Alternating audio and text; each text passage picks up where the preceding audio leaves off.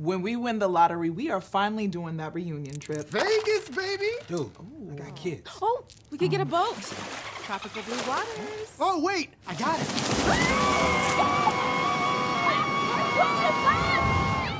Welcome into the Pippins pregame show brought to you by the Washington State Lottery. I'm your host, Zach McKinstry, and the Pippins picking up a crucial Game 2 win over the Kelowna Falcons last night, 13-8 the final, coming from behind 3 separate times in that game, which included a Jackson Reed 3-run home run to take the lead once, and then Spencer Marinko late in that bottom of the 8th hit a solo home run, his 3rd of the year, to make it a 9-8 lead for the Pippins. They would tally on 4 more runs in that 8th inning and go on to win it 13-8.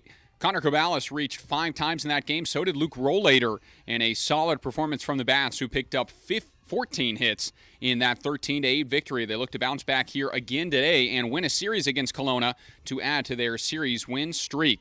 First pitch for Game 3, 6:05, coming up next.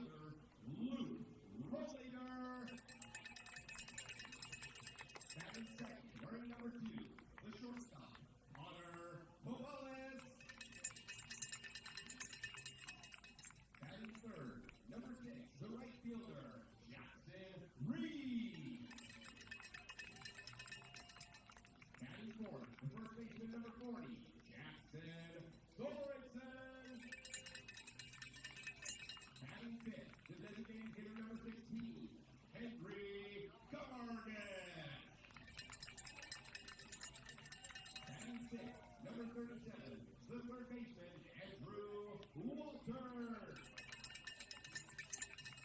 Batting seventh, the left fielder, number 45, Owen Cobb. Batting eighth, the catcher, number 19, Jake Force. And batting ninth, the second baseman, number 10, Spencer Marenko. Tonight's starting pitcher for the Apple Valley Pippins, number 44, Blake Leverton. The Pippins are managed by Kyle Christingle, assisted by John Graham. Athletic training services are provided by Orthopedics Northwest, the official athletic training provider of the Apple Valley Pippins. Ladies and gentlemen, at this time we ask that you rise and gentlemen, please remove your caps for the Canadian American National Anthem performed by Liz Bolt.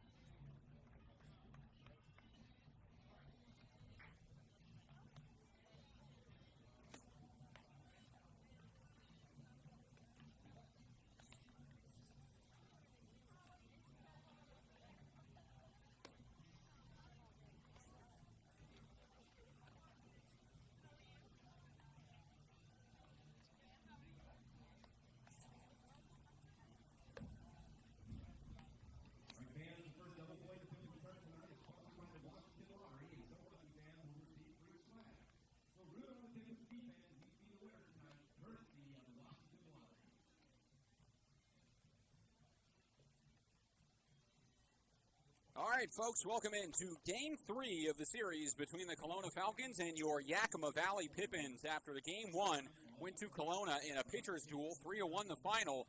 The Pippins won a shootout yesterday, 13-8 the final, as the bats came alive, putting together 14 hits on 5 reached bases from Luke Rollator and Connor Cabales, a pair of home runs from Jackson Reed and Spencer Marinko.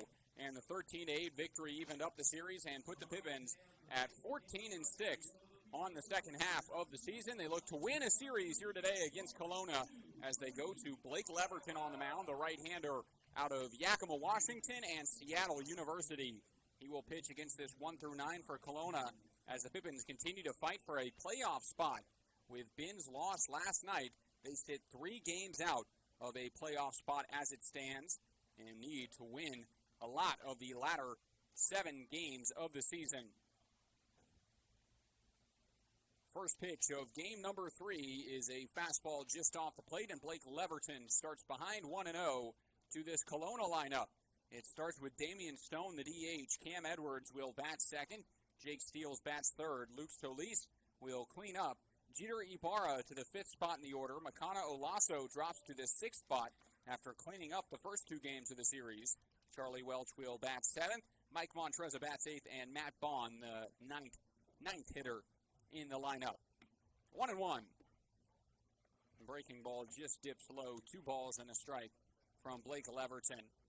6'1" freshman out of Seattle University. He made 10 appearances with the Red Hawks this year. 8.1 innings of relief work. An 0-1 record.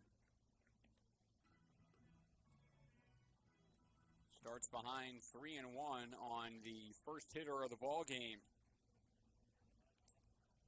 The hitter's count pitch is fouled back, and it's full to Damian Stone.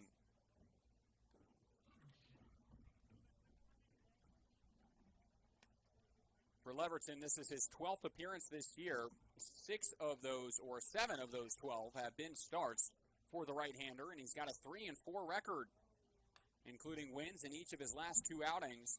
Went 6 innings against Victoria, allowing only 2 earned runs against the Harbor Cats, and then his last outing against Port Angeles was stellar, going 6 innings of 1-hit baseball without allowing a run. 3-2 on a line to second, and it's caught for out number 1. 1-9 today for Kelowna. Damian Stone to lead off. Cam Edwards, Jake Steele, Luke Solis, Jeter Ibarra, Makana Olaso, Charlie Welch, and Mike Montreza, with Matt Bond batting 9th. And for the Pippins defensively, they will go with Owen Cobb in left field in today's effort. Center fielder Luke Rollator, right field Jackson Reed. At third base is Andrew Walters, shortstop Connor Cabales. Second baseman is Spencer Marinko. At first is Jackson Sorensen. And behind the plate is Jake Borst. As a 1-0 just misses out for ball 2 to Cam Edwards.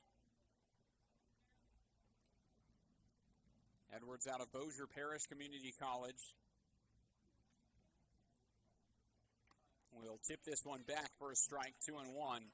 Played in 35 games for Bossier Parish this year, batting .304, but had to pitch last night. Kelowna is very short-staffed. As a breaking ball misses out, 3-1 the count.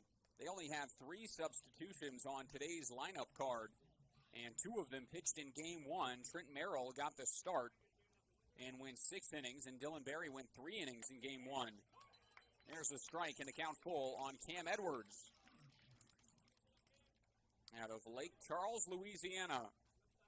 Left-handed hitting right fielder. We'll see a 3-2. Swing and a miss. Strikeout for Blake Leverton, and 2 away in this first. With that, it will bring up Jake Steele, the Santa Maria, California native out of Allen Hancock College, who plays in the California Community College Athletic Association. Pops this one up, right side. Forced a late break. First baseman over Sorensen, but he can't make the play. 0-1. Steele has been the best hitter in the lineup for the Falcons. Bats .324 on the season, which leads the team. He also leads the team in runs with 26 and RBIs with 25. He had 2 of those RBIs last night on a single in the second inning, which ended up giving Kelowna a lead. This one on a line towards short, and it gets by the shortstop Connor Cobalis and into center field. It's a 2-out single and another hit for Jake Steele, who has been spectacular through this series. 2-out runner aboard for Luke Solis.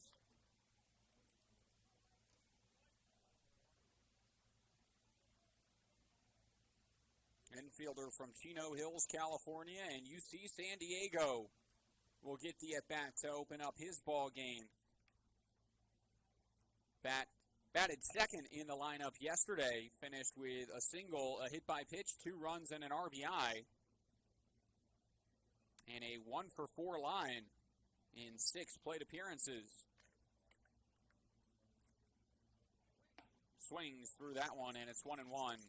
Good pitch from Leverton. 3-4 Leverton's record with a 4.69 ERA in his 38.1 innings of work. Ball and a strike. The next misses out. He has been a steady performer as a starter for the Pippins this summer out of Yakima, Washington. Just got the green light from Seattle University to pitch out of relief this season, but this will be his last start. Runner on the move, swing and a miss. Forced throw down to second is not in time. And a stolen base for Jake Steele moves the runner into scoring position as the count to 2-2.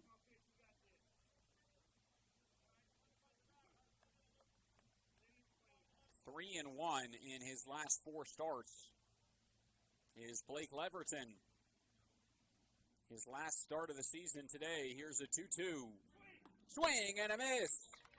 Good start for the righty out of Yakima, Washington. Strikes out a pair, leaves the runner stranded, and we're scoreless as we head to the bottom of the first. Pippins to the plate. 0-0 the score at the Orchard.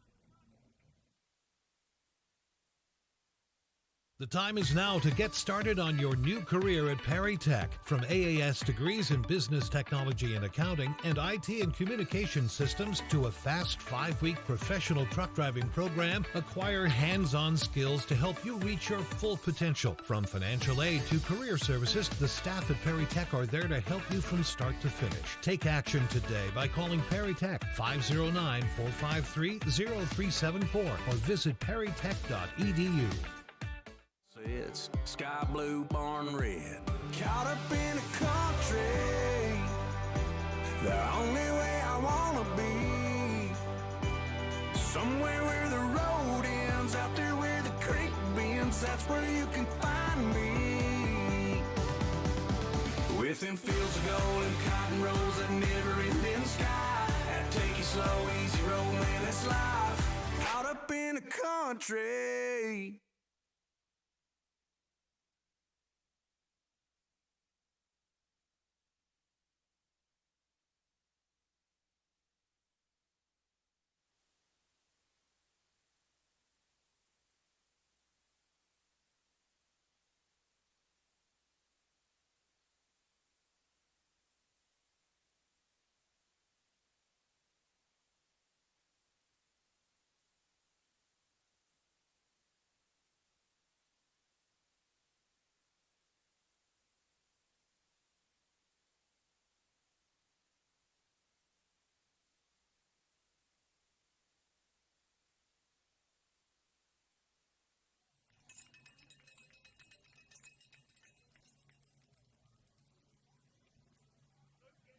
Pippins will hit for the first time today. 1-2-3 in the order, due up bottom of inning number 1 as they will face Sam Hasegawa, the left-hander out of Carlsbad, California.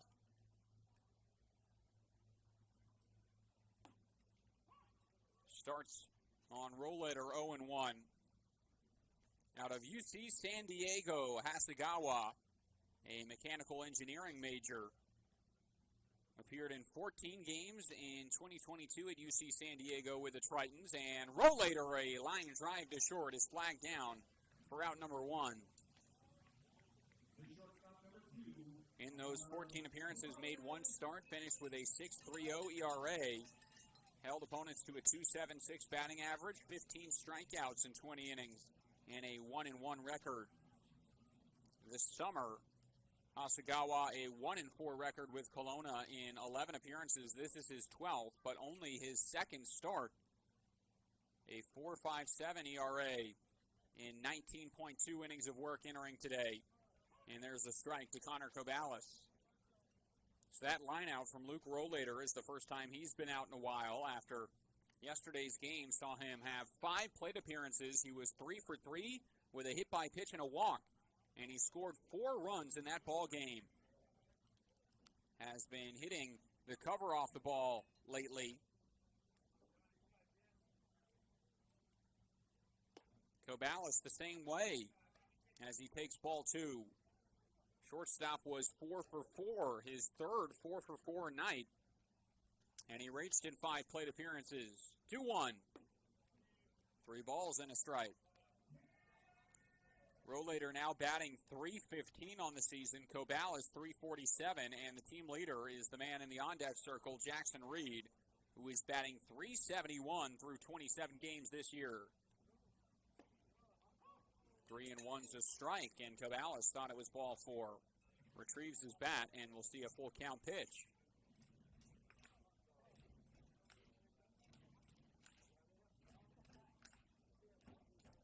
Third game of the season for Connor Cobalis, and he starts with a walk.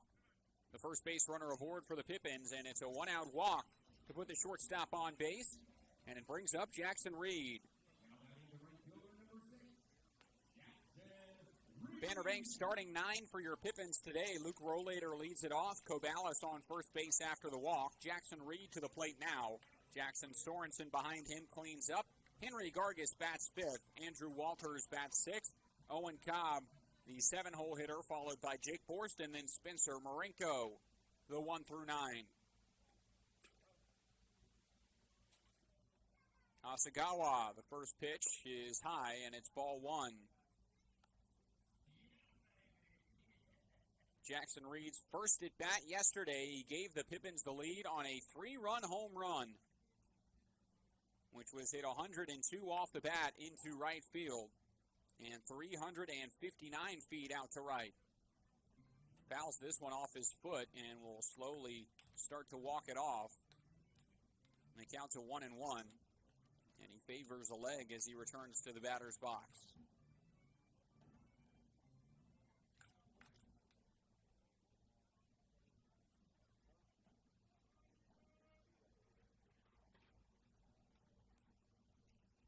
Cobalis had 1 stolen base last night. He's got 11 on the season. Stays put here as the 1-1 misses, and it's 2 balls and a strike. And Reed's still feeling the after effects of that foul ball.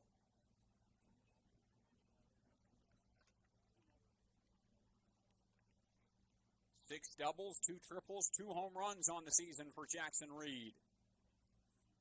Left-handed bat sees a 2-1 and takes it for ball 3. A hitter's count now to another Seattle University Red Hawk. Had a little bit of playing time with Seattle University this year. Had 3 home runs and a .270 average. As he fouls this one back, the count to 3-2. And if he reaches the plate appearance minimum for the league lead in statistics, he will be among the league leaders in batting average with his .371 rate. 3-2 the count, 1 away, and Cobalis on first base. Hasegawa looks to first, comes home, runner on the move. It's ball 4. And a 1-out walk, back-to-back walks, puts runners on first and second for the cleanup man, Jackson Sorensen.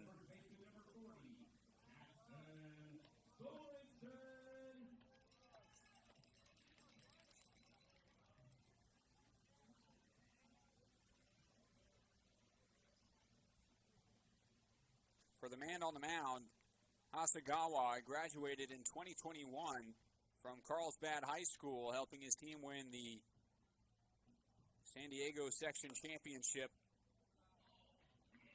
Batted .302 and had a 1.67 ERA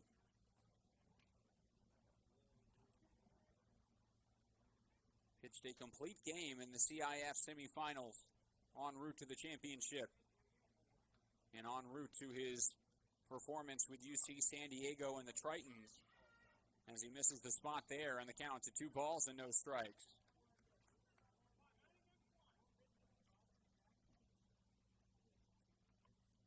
Sorensen at the plate batting a hair under 300, 296. After his outing yesterday saw him go 0 for 2. He reached 3 times on 2 walks and a hit by pitch, scored twice, and also had a stolen base.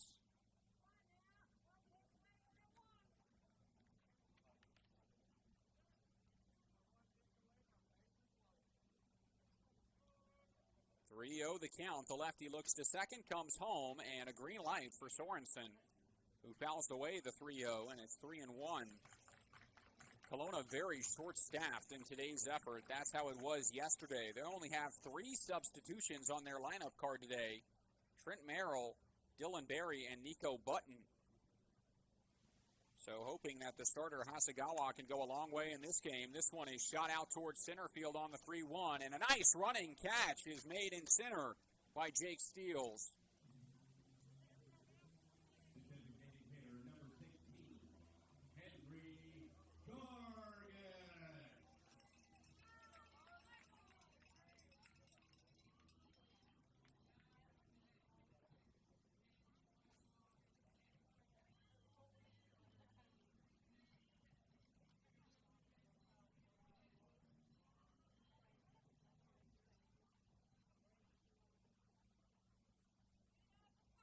That was struck well from Jackson Sorensen, but a fine play. Neither runner can tag, and 2 outs, runners on first and second for Gargas. He bloops this one to left center. Could be trouble. It drops in. Scoring is Cobalis, and the Pippins with the opening lead of the ball game. It's 1-0 on the bloop single from Henry Gargas.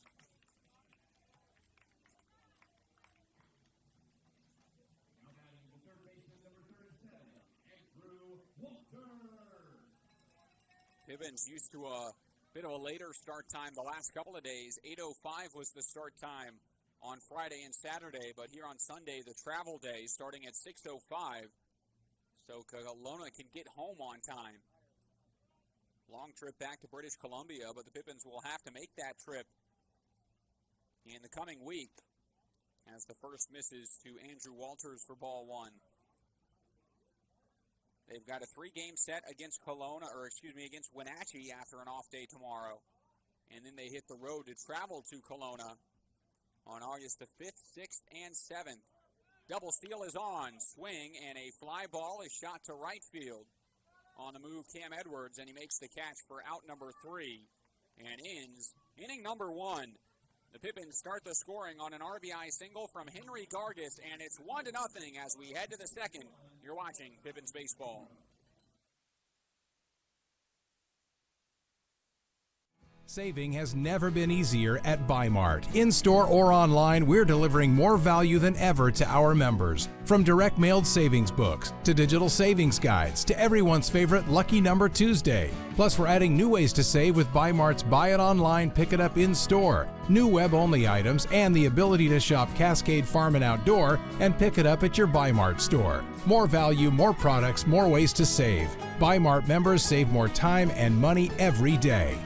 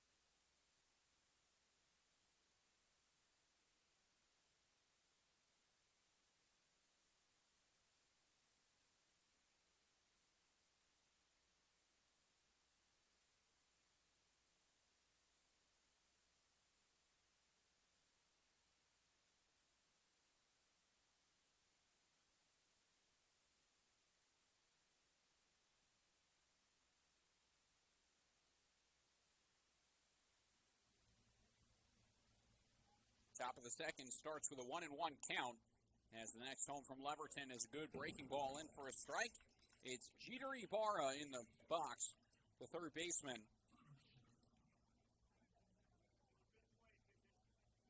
Has started in all 3 games this series, was 0 for 4 in game 1, but finished 2 for 5 in last night's effort with a 2 RBI single and a double.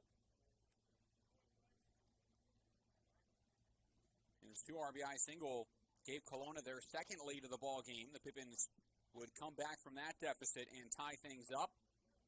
A run in the 7th would give Kelowna an 8-7 lead, but the Pippins would tie it and then take the lead on Spencer Marinko's solo home run as Ibarra starts with a 3-2 count in this top of the second.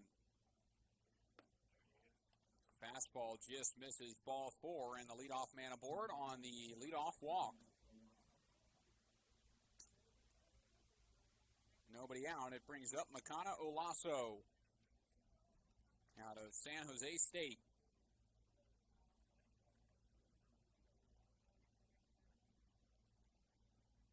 Olaso, a catcher at San Jose State with the Spartans, but at first base today, where he was yesterday and in game 1. RBI double and 1 for 4 in game 1 of this series, and he pops this one up towards center, rollator underneath, and a high fly ball becomes the first out of the second inning.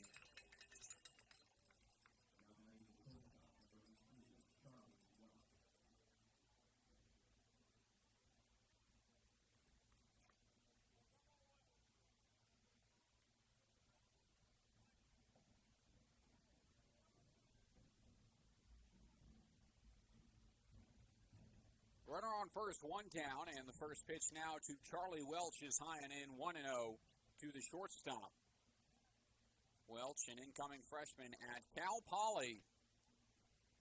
Someone that the Mustangs are very excited about. From Green Bay, California, and Redwood High School. Fouls this one into the seats, and the count's to 1-1. Hit .457 in 20 games his senior year at Redwood High School. Middle infielder at second and short, 11 multi-hit games, and was all county league. Fouls this one back.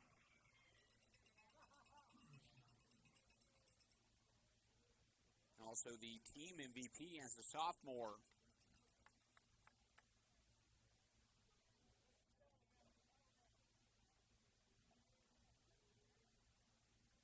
At shortstop today, he will see a 1-2. Good breaking ball in a very late swing. A shot towards the Kelowna dugout.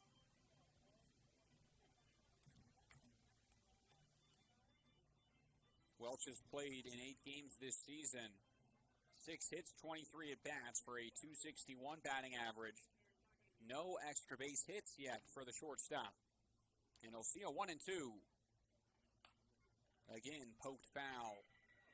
And the righty stays alive. In his 8 games, 4 RBIs and a run.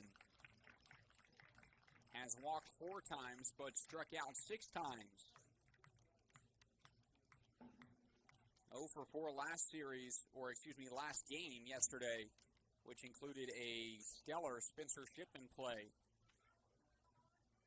Sliding in the hole, snagged it, and a spinning throw to first base got him out.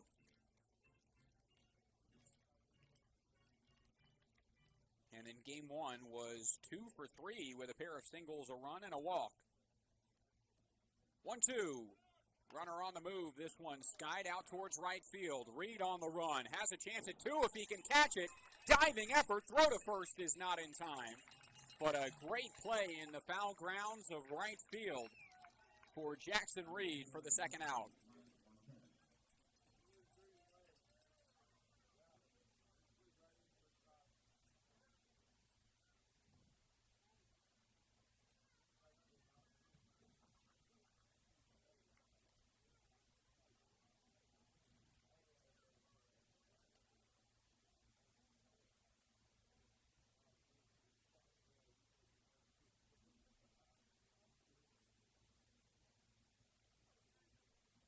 Two down now, and the first pitch breaking ball is inside to Mike Montreza, the left fielder.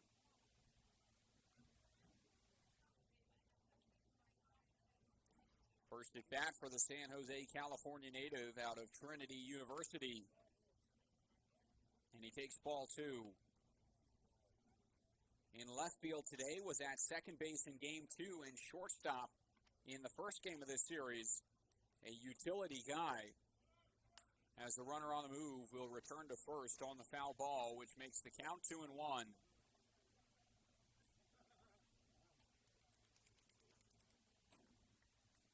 From Lay High School in Los Gatos.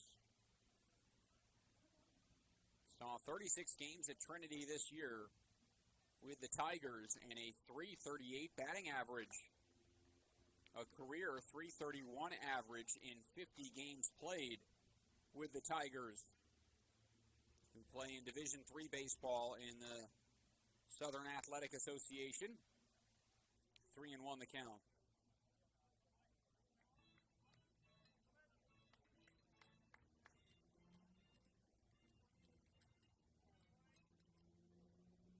Hitters count now to Montreza.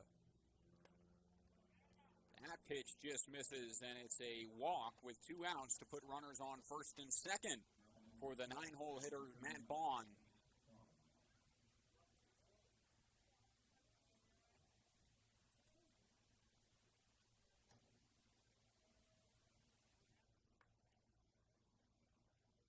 th game of the season for Matt Bond today, and he has struggled to catch his stride, batting .149 at the plate through the first 19.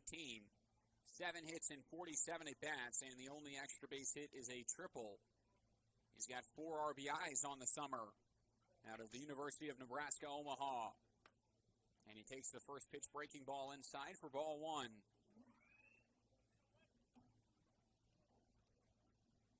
Hit .231 at Omaha this year with a .412 on base percentage, which was 3rd on the team.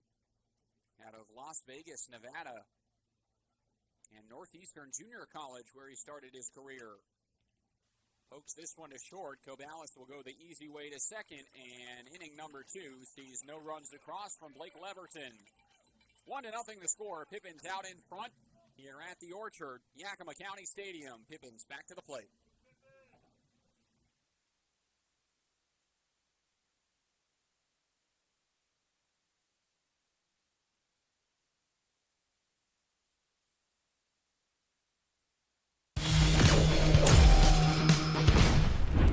Who knew it was so difficult to find the right bank? I know. It's so confusing. Checking out your banking options? Oh, sounds overwhelming. It's a cloud of uncertainty. Enough! With Banner Bank, it's easy to manage your finances, and help is here when you need it. Be gone, Cloud! Oh! Wait! Ah!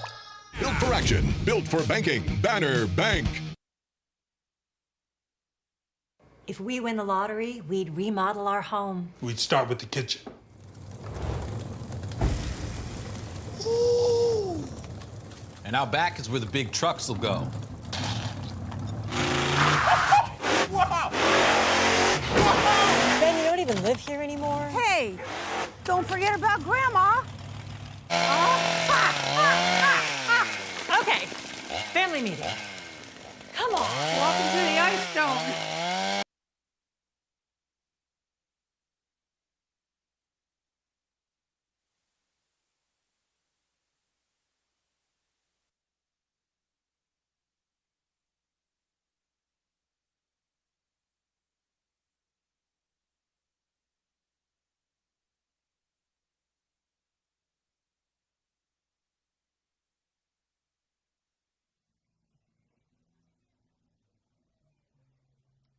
Seven, 8, 9 in the order, due up in this bottom of inning number 2. It starts with Owen Cobb wearing his number 7 jersey as he swings at the first pitch, pops it into shallow center. Behind the second base bag, it is Luke Solis who has out number 1. Cobb was at third base last night and struggled defensively in that game. Finished with 3 errors and is in left field in today's effort. But he did have 2 RBIs, including an RBI double in the first inning, did Cobb. And now it's the catcher, Jake Borst, that will get an at-bat.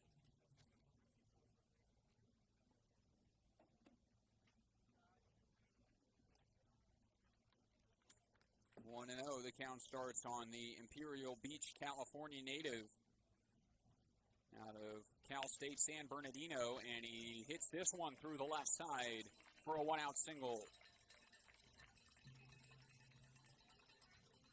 Finished 1 for 3 in game 1, and he starts 1 for 1 today. Runner aboard on the second hit of the ball game for the Pippins.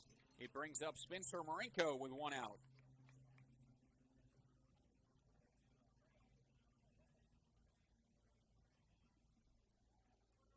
Marenko's batting average all the way up to .284 this season has been a really big piece of this second half run at the plate. Utility guy out of North Bend, Washington, and Yakima Valley College is playing in his 30th game. Was 2 for 4 last night with 2 runs, including his home run, which gave the Pippins the lead. And now he shoots this one out to right field. Caught at the track. Sent for a ride, but Cam Edwards runs it down for out number 2.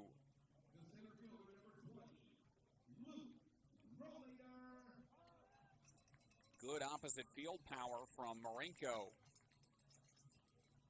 Stands 5'10", 165 pounds is what he's listed as in point streak. But you wouldn't be able to tell from his power this season. His home run yesterday was his 3rd, which is tied for the 2nd most on the team. Also has 5 doubles, a triple, and 15 RBIs for the Pippins this summer. As Rollator returns to the plate and watches the first miss for ball 1. Center fielder out of the University of Washington finished 3 for 3 yesterday, and he hit a line drive shot to Charlie Welch in his first at bat. And now starts ahead 2-0. Rollator only has 3 doubles and 7 RBIs on the season, but has seen the majority of his playing time in his 28 games in a role like today as a leadoff role or a table setter, as he takes a strike to count to 2-1. Has set up a number of opportunities for the Pippins this year, including yesterday where he was a big part of the 3 separate comebacks in the 13-8 win. 2-1. Hit slowly up the middle. Fielded and taken to the bag by Luke Solis, and it is out number 3. 1-out single from Jake Borst is left stranded, and the score remains 1-0 as we head to inning number 3. Blake Leverton back to the mound when we return. Pippins in front at home in game 3.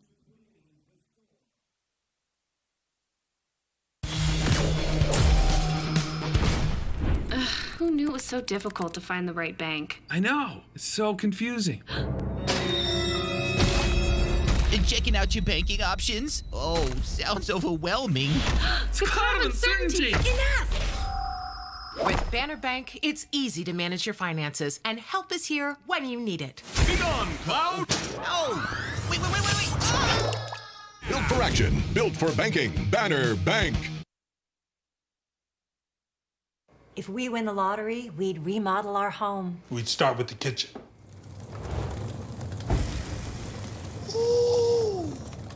And out back is where the big trucks will go.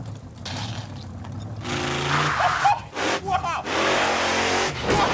Ben, you don't even live here anymore? Hey, don't forget about Grandma. Okay, family meeting. Come on. Welcome to the Ice Dome.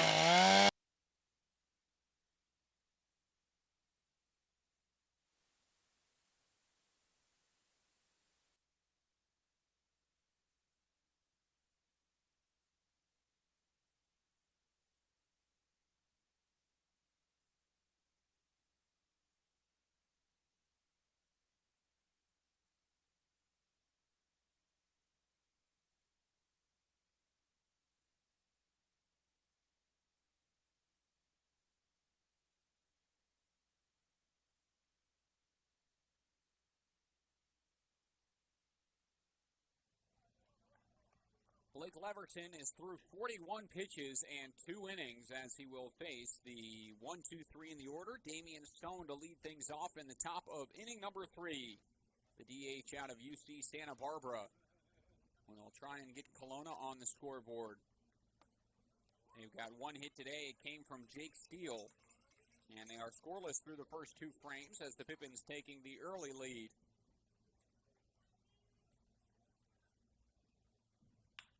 This one shot through the right side, and it's a leadoff single for the leadoff man. Damian Stone on base to bring up Cam Edwards with nobody out.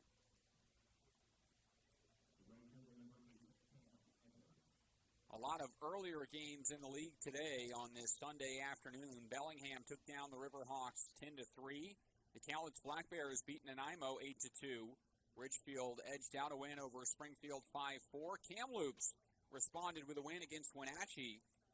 Last night's game between those 2 teams, Kamloops was up 9-0 before Wenatchee came back to win that game. And then the Harper Cats answered against Port Angeles, winning 13-4. And the 3 games on now are the most important to the impact of South Division playoff implications. Portland Pickles and Bend Elks scoreless in the top of the first as that one just got underway. And the Corvallis Knights in Walla Walla the same way. Swing and a miss, and the count to 1-1 on Edwards. The Pippins sit 3 games behind the Bend Elks. If Corvallis keeps going at the rate they have been going, then no one's going to catch them in the South Division. And they'll earn the 1 seed. The Pippins' only hope at a playoff spot would be to catch the Bend Elks. They're 3 games behind them. But with a Portland win and a Pippins win today, it would drop to 2 games. 1-2 the count on Cam Edwards, who struck out in his last at-bat. And a fastball off the plate evens things up. So the Pippins could either do that to earn a playoff spot or earn the number 1 seed outright, which would require Corvallis to lose some games. The Pippins are 2.5 games back of Corvallis in the second half standings. A foul ball prevents the stolen base. Damian Stone returns to first, and the count stays 2-2.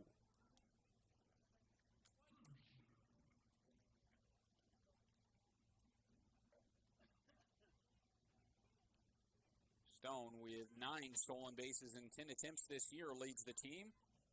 No attempt this time, and it is shot foul and deflected into the seats.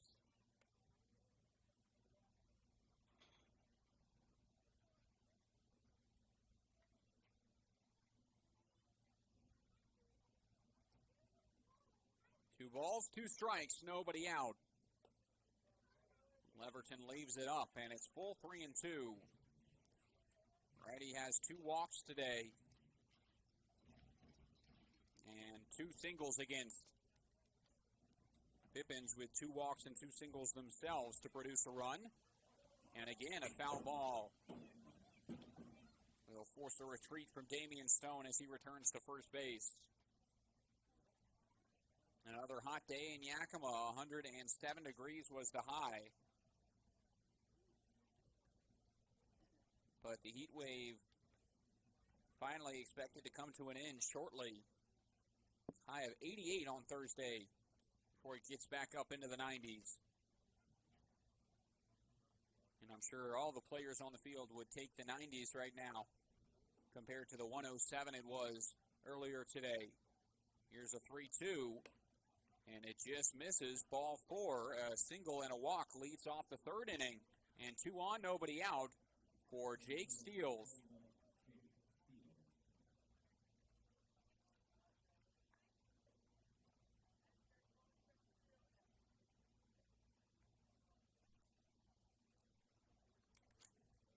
Pippins have done a good job at turning double plays all season long. They did not have a double play in yesterday's effort defensively. But they hit into a pair yesterday. As Leverton starts ahead, 0-1.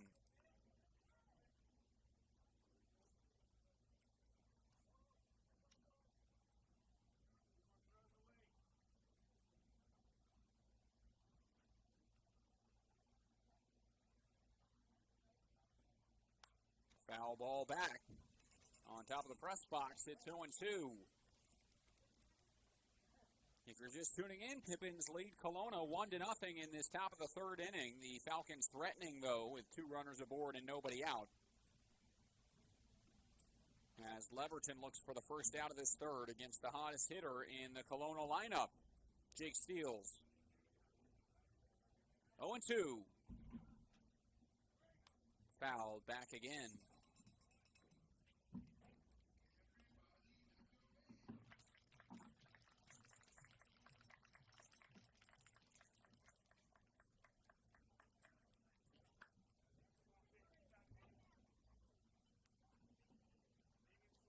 Steele's committed to play baseball at Cal Poly out of Allen Hancock College, and he lines this one out towards right center field. Could be trouble, and it drops into the gap and will be extra bases. 1 run scores easily. Here comes another around third.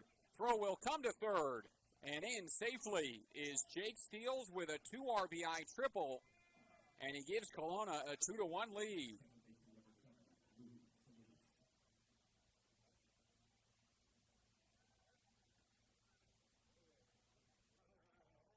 Scoring from first is Cam Edwards. Damian Stone crosses the plate as well. And for Jake Steels, he now has at least 1 RBI in every game this series, and 5 RBIs total in the 3 games. As he starts ahead 0-1 on Solis.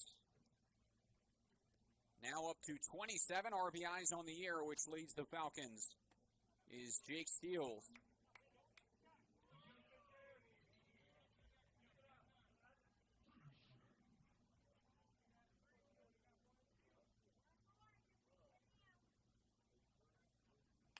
Ground ball up the middle. Leverton falls down the mound. The run will score, and the throw to first just beats the runner for the first out of the inning, and it's now a 3-1 Kelowna lead here in inning number 3.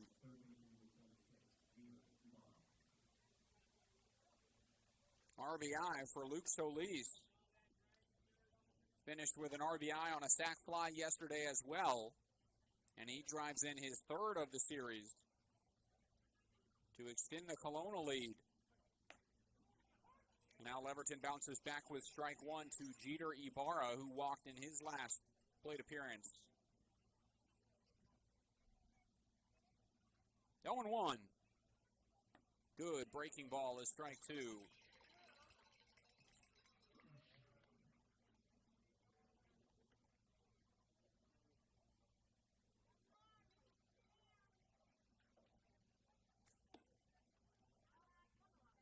This is the 12th appearance of the year for Blake Leverton. In those 12 appearances, he has allowed only 3 or more runs earned 3 times.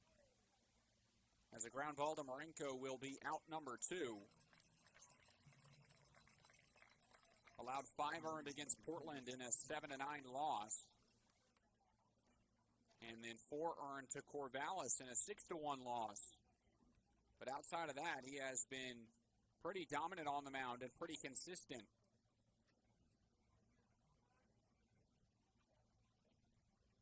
Pippins trailing 3-1, though, after the 3 runs cross in this third, and Makana Olaso starts with strike 1.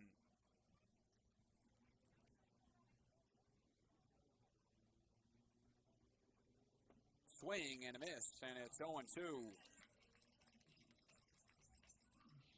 Olaso struck out 2 times in game 1, 2 times yesterday. Flew out to center his last at bat, but behind in the count 0-2. Here's the pitch from Blake Leverton. Breaking ball is fouled away.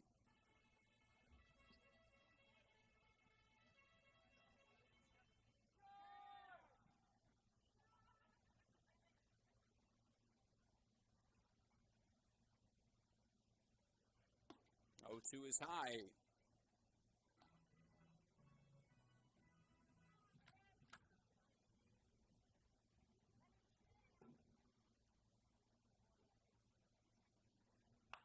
This one shot out towards center. Rollator on the move and watches it drop in front. Sinks in for a 2-out single, 3rd hit of the inning, and a runner aboard for Charlie Welch with 2 away.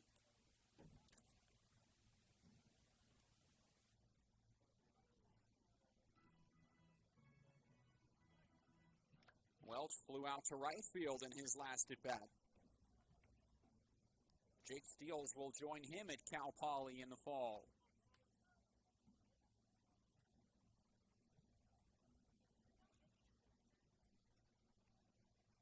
Runner takes off. Perfect jump from Olasso and no chance at a throw from Jake Borst.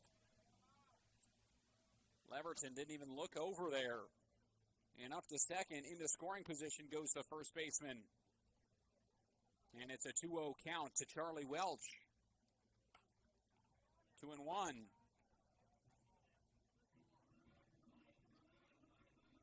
Second stolen base today for Kelowna. First came from Jake Steele in the first inning.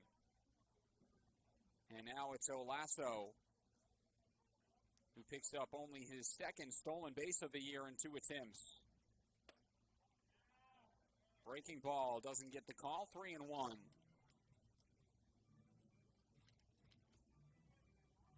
Pippins have a lot more pitching availability than Kelowna in today's effort, but hoping Blake Leverton can go a good ways into the ball game.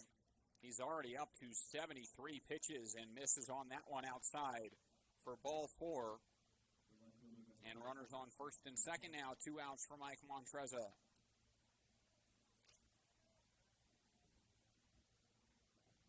Third walk of the game for Blake Leverton. And has allowed 4 hits against.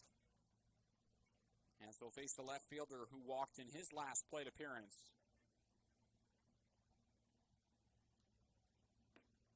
Strike 1.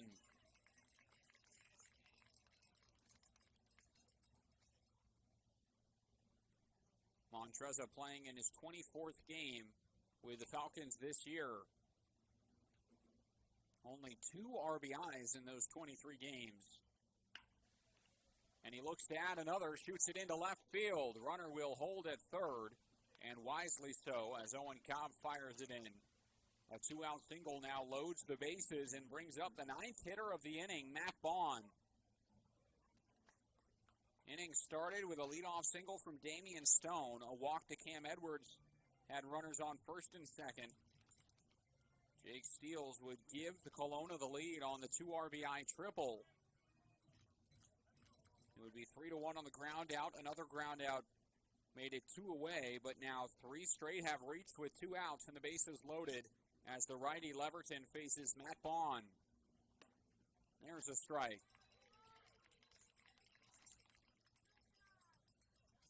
This is the 20th game for Bond, and he only has 4 RBIs on the year and a 149 batting average. 0-1 the count. Breaking ball is taken for strike 2. 2 strikeouts on the day for Blake Leverton.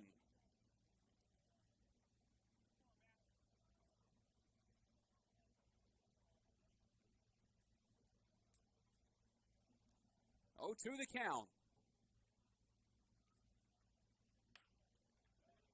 Fastball fouled away.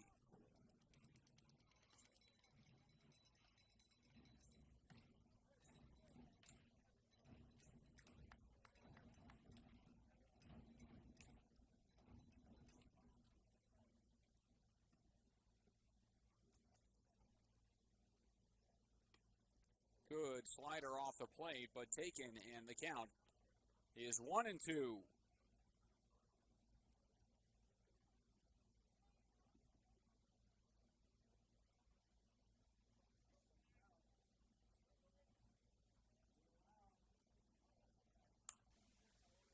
Stays alive. Some good at-bats today from Kelowna hitters. This one up to 5 pitches in the at-bat. The next will be number 6. And Leverton already up to 81 pitches. Swing and a miss, and he gets the strikeout to leave the bases loaded. Pippins now trail 3-1. Jake Steele gives Kelowna the lead on the 2 RBI triple, so Lease adds to it on the RBI ground out, and Yakima Valley will play from behind once again. 3-1 the score. Bottom of the third up next.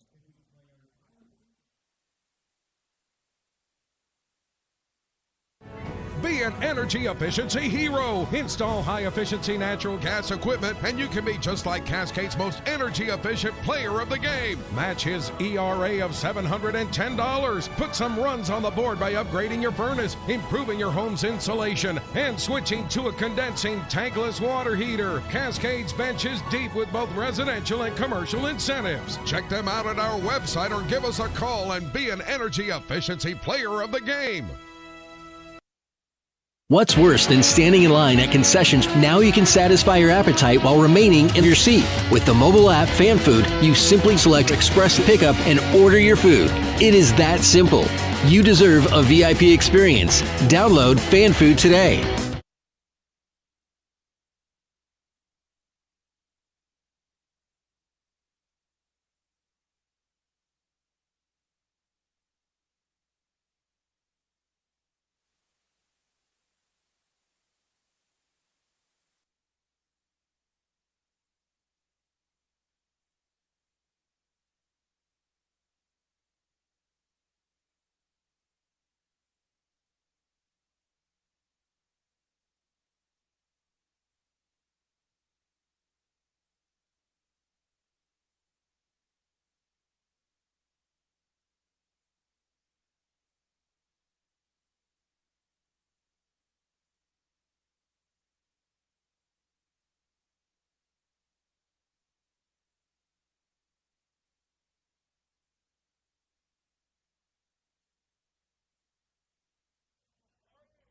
First pitch at the bottom of the third is strike one to Connor Cobalis. The Pippins send their 2-3-4 to the plate and will try and respond as they now trail by 2 to Kelowna in this series finale.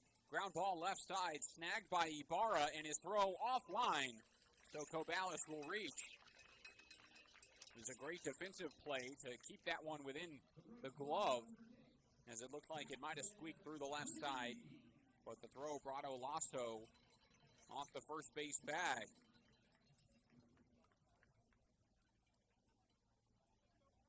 So Cobalis aboard to bring up Jackson Reed. Runner on, nobody out. The tying run now at the plate. And the lefty's first pitch to Reed is in the dirt, ball one.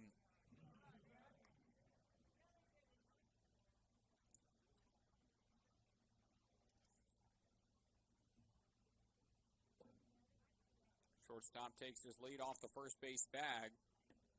Asagawa misses inside, and it's a 2-0 start to Jackson Reed. He walked in his last plate appearance and again had the 3-run homer yesterday, an RBI sac fly, and an RBI single. 5 total RBIs on the game for Jackson Reed in yesterday's effort. And now starts ahead 3-0.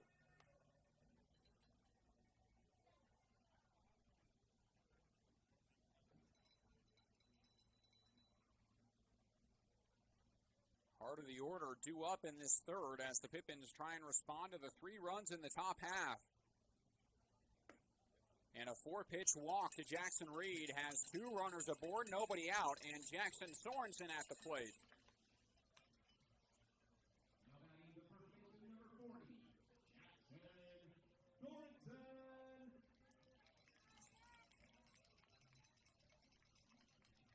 Sorensen is absolutely due for a good swing in the bat. He's batting .296 this season.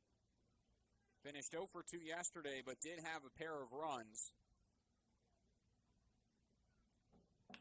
And now he lines this one out to right field. It's a base hit. Cobalis gets the stop sign, and the bases are loaded with nobody out.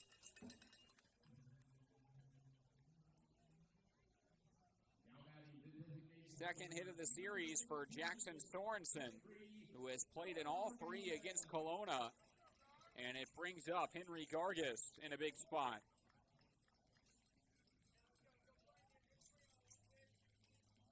Gargis drove home the first run of the ball game on that bloop single out towards center field, which gave the Pippins the 1-0 lead. And he steps up here trying to tie up or take the lead against Kelowna. Ball one. 17th game played for Henry Gargis this season. He's batting .273 in the 16. 15 hits, 55 at bats, 7 doubles, and 8 RBIs for the Yakima native. Starts ahead 2-0.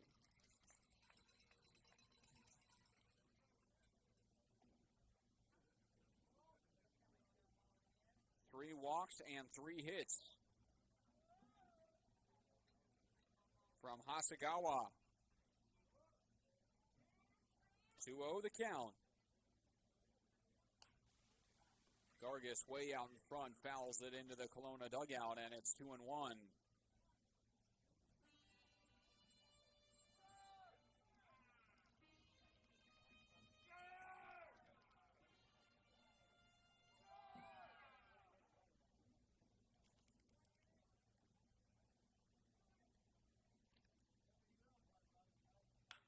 Now this one's on a line towards center. Jake Steele's on it, makes the catch, runner will tag, and the Pippins get one back on the hard hit sacrifice fly from Gargis. That's his second RBI of the game, 1 out, and it's a 3-2 score. Now batting the third baseman, number 37, Andrew Walters. Scoring is Connor Cobalis. That is his second run of the game. He has now scored 35 runs on the season, which leads the team.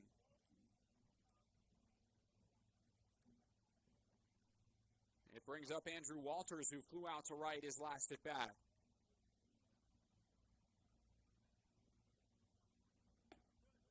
Upstairs, 1-0 the count.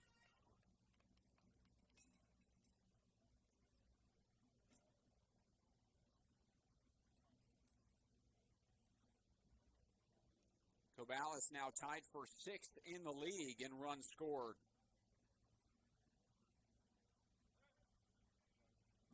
The Pippins will face the league leader in runs scored and stolen bases.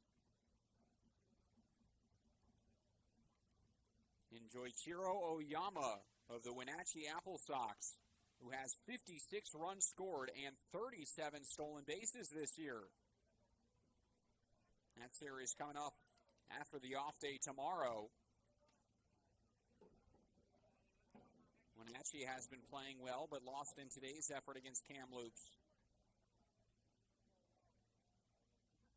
2 balls and no strikes to count to Andrew Walters. 3-0.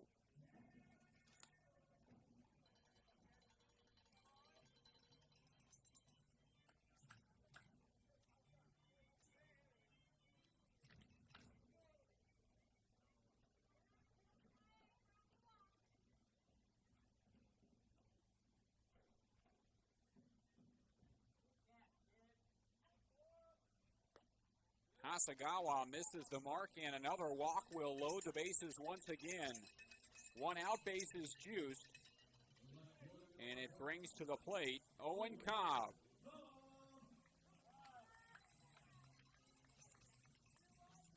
Cobb now the chance to tie or take the lead in a 1-run ball game. It brings out to the mound one of the Kelowna coaches to talk with their starter. Again, only 3 subs on their lineup card today for the Falcons. So they need Hasegawa to go as long as he can for Kelowna. He has only thrown 46 pitches so far.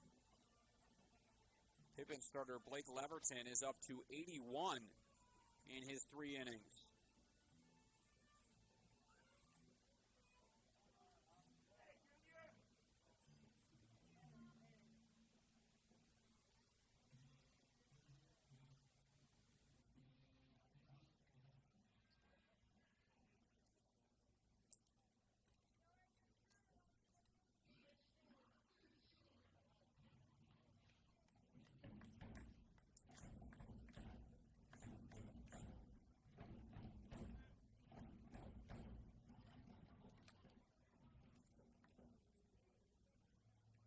Cobb popped up to second base his last at bat.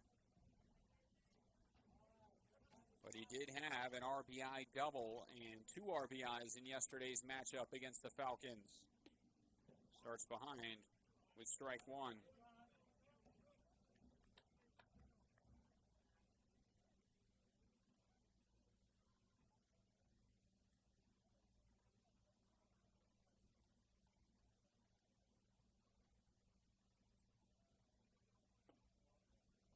ball and a strike.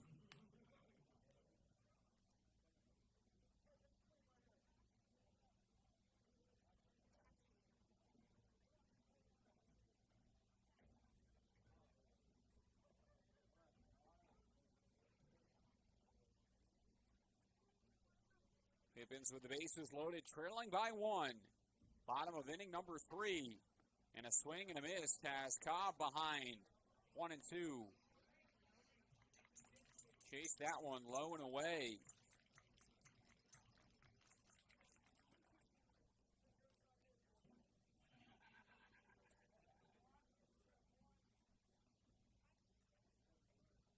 Corners in, middle infield deep, trying to turn 2. 1 out, tying run on third base. And Owen Cobb behind in the count. Line drive through the left side, base hit. 1 run scores, they hold the other at third.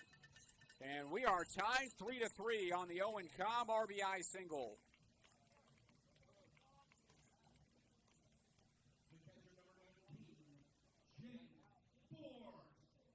Scoring is Jackson Reed as he adds a run.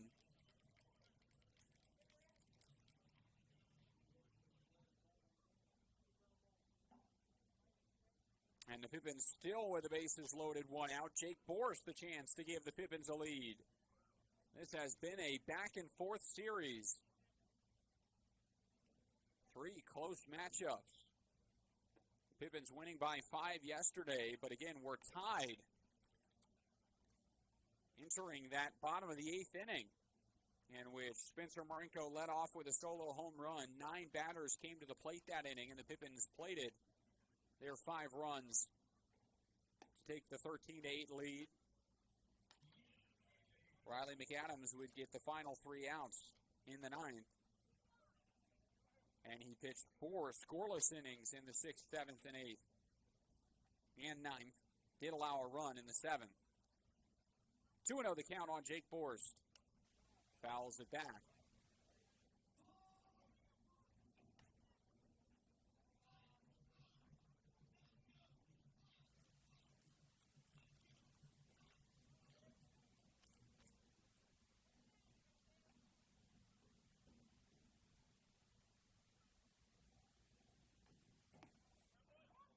Strike 2.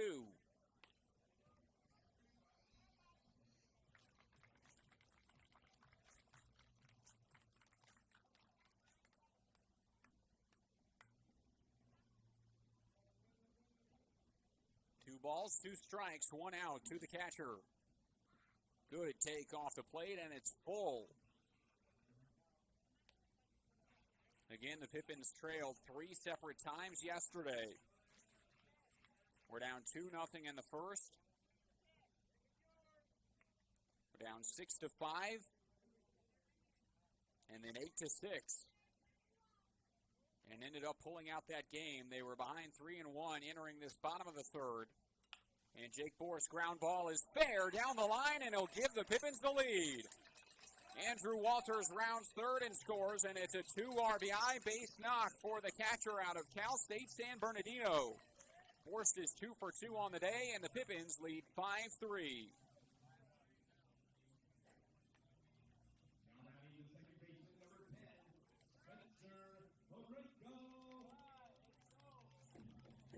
Just scooted it by the 3rd baseman, Jeter Ibarra.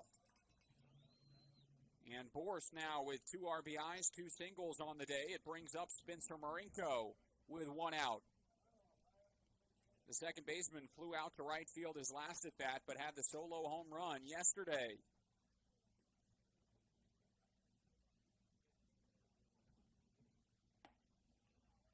Starts ahead 1-0.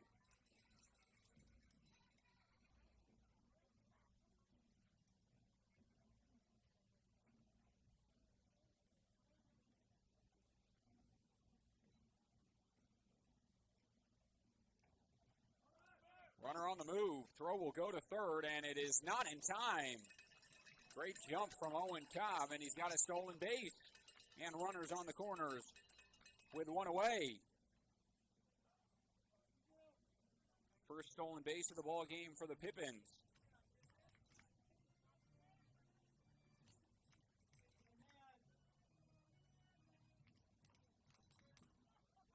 climbed up Hasegawa, who had a long look to second, but as soon as he turned to the plate, delivered the pitch, and Owen Cobb took off. As the 2-0 fouled back, it's 2-1.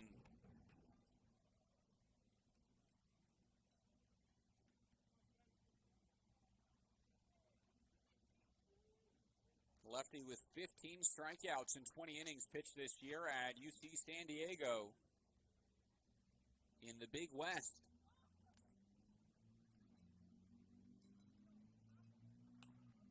One is fouled back, make it 2-2.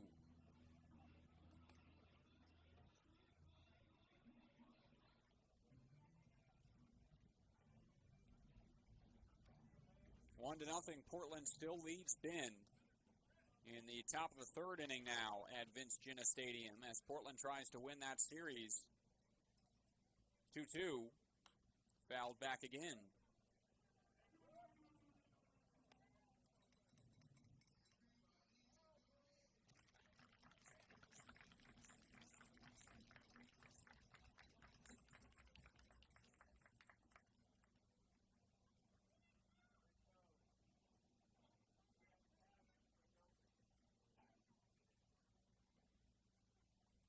To the count.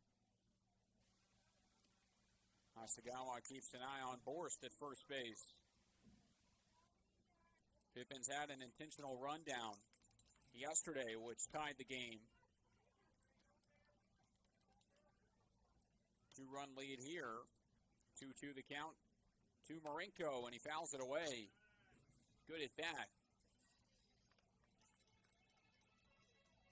Final game that the players will wear their player appreciation jerseys on this Sunday. Marinko with nothing special on his, just the last name.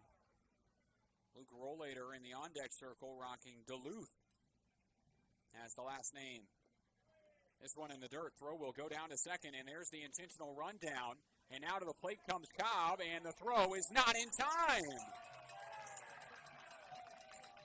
Owen Cobb draws the throw from Solis, but still slides in safely. Borst will move up to second, and it's a 6-3 Pippins lead.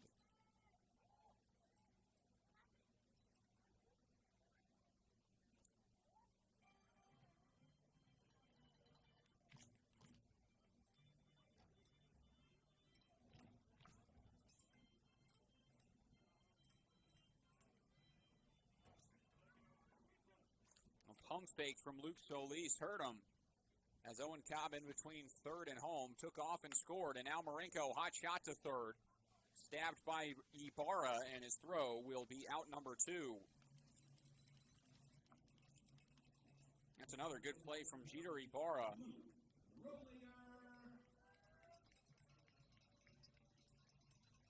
Had the error to open up this bottom of the third, and now with 2 outs, the 9th hitter of the inning, Luke Rollator, to the plate.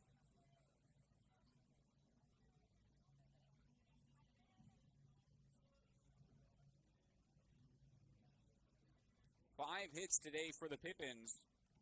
They have walked 4 times, and they lead 6-3. First pitch to Rollator is in for strike 1.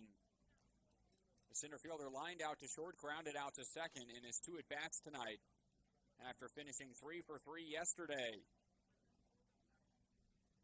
Asked him what the Duluth meant on the back of his jersey, and he says it's a combination of a bunch of nicknames he's had throughout his college career, which has turned into Duluth and is more of a school nickname at the University of Washington and what he's called with the Pippins.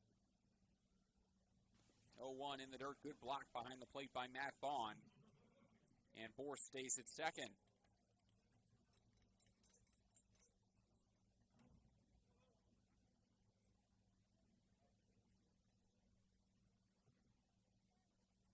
Connor Cobalis in the on-deck circle has reached and scored twice. 1-1 the count. Breaking ball popped up to the catcher. Pitcher coming in, Hasegawa, and he makes the catch for out number 3. But the Pippins answer with 5 runs in the bottom of the third. They lead 6-3 out in front of Kelowna in Game 3 of this 3-game set.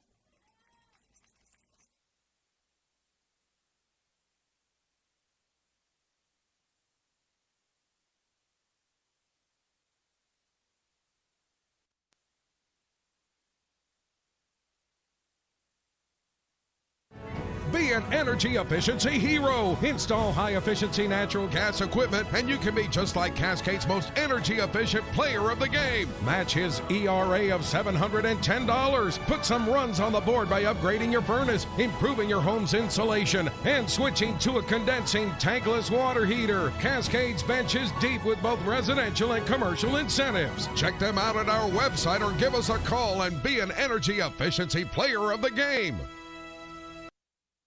What's worse than standing in line at concessions? Now you can satisfy your appetite while remaining in your seat. With the mobile app Fan Food, you simply select Express Pickup and order your food. It is that simple. You deserve a VIP experience. Download Fan Food today.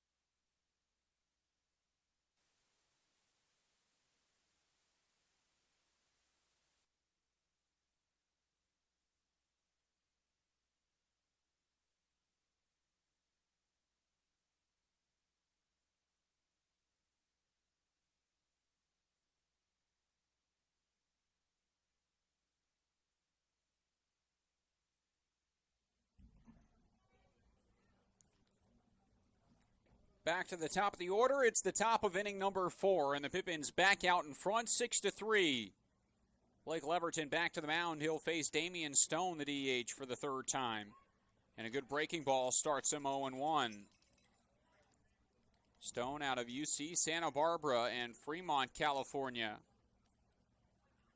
Played in 13 games last season with the Gauchos.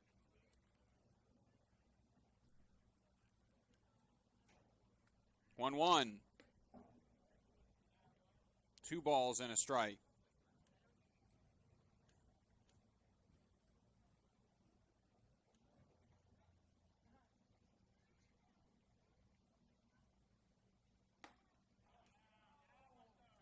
After transferring from UC Santa Barbara, Stone attended Ohlone Junior College, one of several Ohlone Junior College players on this Kelowna roster.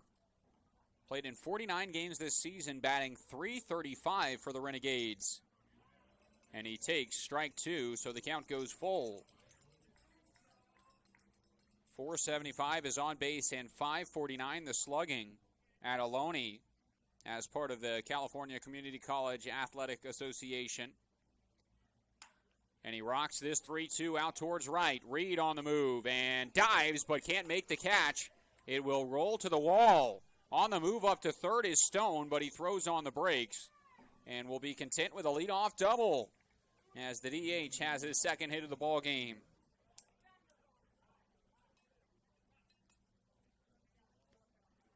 Jackson Reed had a good break off the bat trying to get to that ball and laid out for it, came up just short. But we've seen him make that play a couple of times this year, including a diving catch he had earlier on this homestand. Nobody out. It brings up Cam Edwards, who has struck out and walked in his 2 trips to the plate. Shows bunt and takes ball 1. Edwards came in to pitch last night. Again, Kelowna was shorthanded, only used 2 pitchers, including Riker Stevens, who was recently signed to the Falcons. Also had a short stint with Wenatchee where he did not pitch in a game, but signed there just to add some depth. And then Cam Edwards came in the 7th inning, just trying to tide things over earned the loss. Started with an 8-7 lead. Issued the tying run in the 7th, and then the 5 runs in the 8th. Loud fly ball that's high into center field. Rollator underneath. Makes the catch. Runner will tag. Here's the throw. Cut off, and up to third base goes Damian Stone as Leverton retorts out number 1.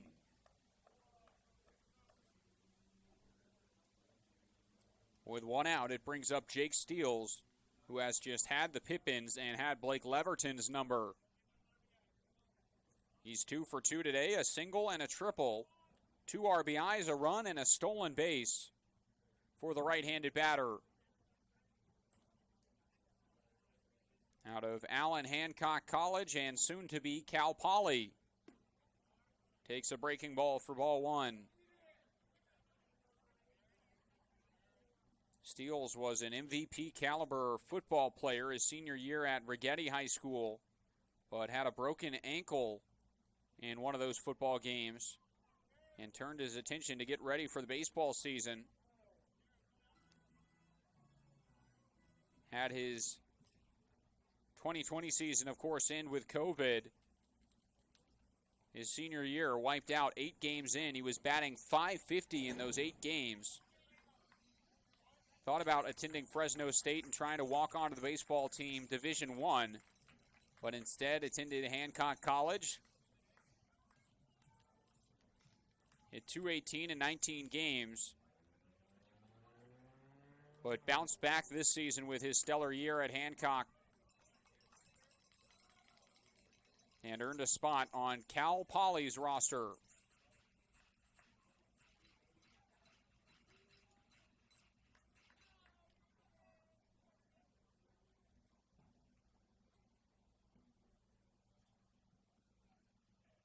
This one, hot shot out towards second. Diving play on the backhand. Up to his feet. Marinko's throw gets away.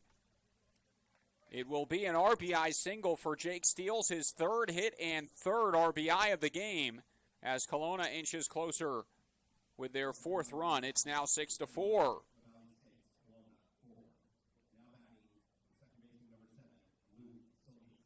Spencer Marinko nearly made a highlight play there.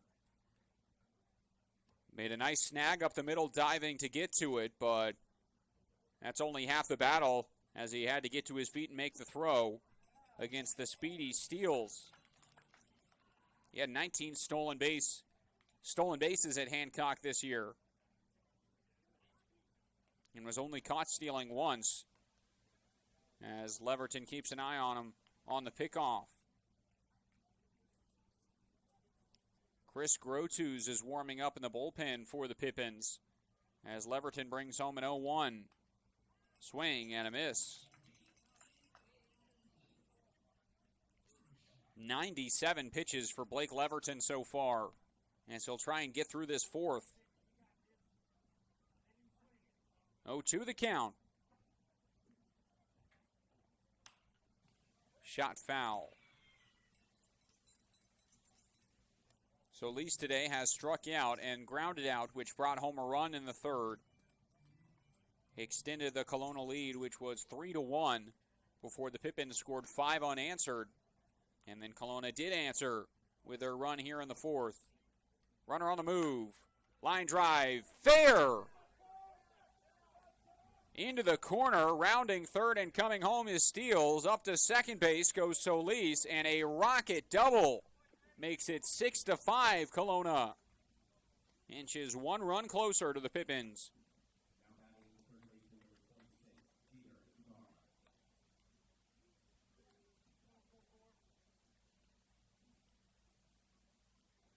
Second RBI for Solis, 2nd run for Jake Steels. And it brings up Jeter Ibarra, who's 0 for 1 today.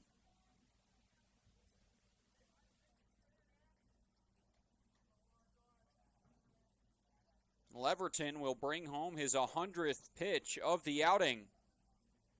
Again, his final start of the season. And he misses a ball outside, 1-0. Will go into a relieving role for the Pippins for the remainder of the season.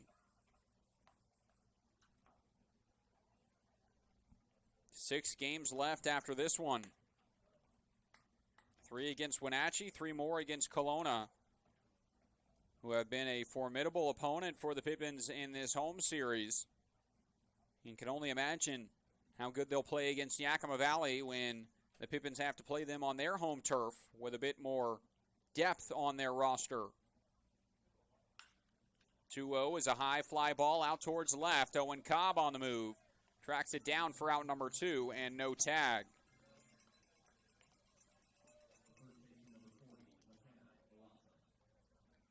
Inning started with a leadoff double from Damian Stone. A flyout was followed by an RBI single, then an RBI double, and another flyout is out number 2 as it brings up Makana Olaso, who has flown out and singled in his last at-bat in a 2-strike count.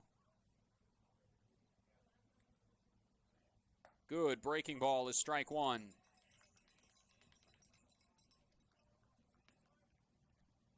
Pippins will send their 2-3-4 to the plate in the bottom of the 4th inning.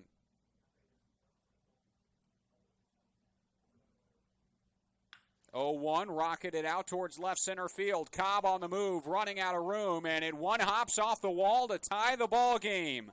Throw comes into second. Olaso in, standing up. It's an RBI double, and we're back to level. It's 6-6.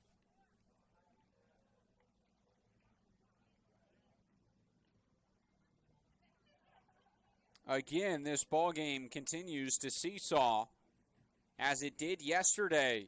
Tons of lead changes. And the same story today. The Pippins started in front 1-0.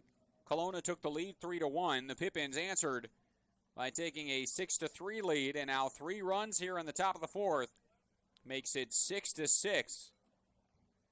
And that is Kelowna's 9th hit of the outing off Leverton.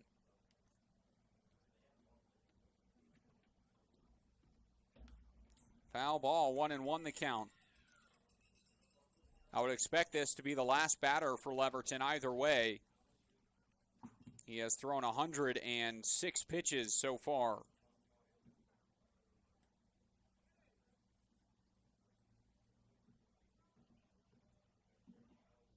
One.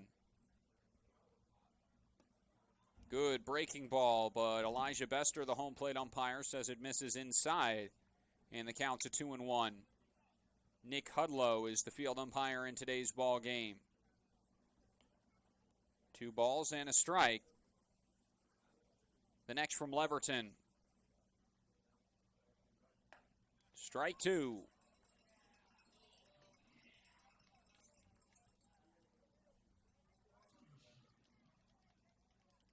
Three doubles, 4 hits in this inning for the Falcons in a tie ball game. 2-2. Fastball up and in, nearly got the swing from Welch, but he holds back. And it's full now to the shortstop. Mike Montreza in the on-deck circle. But Leverton trying to get through the 4th right here. 3-2 the count. Runner on second base, 2 away, tie ball game. Ground ball to second should get him out of it, and Marenko bobbles but throws to first to beat the runner. It's out number 3, and Leverton has completed the 4th inning, but Kelowna has tied things up. 3 runs in this top half, and it's 6-6. Bottom of the 4th, up next.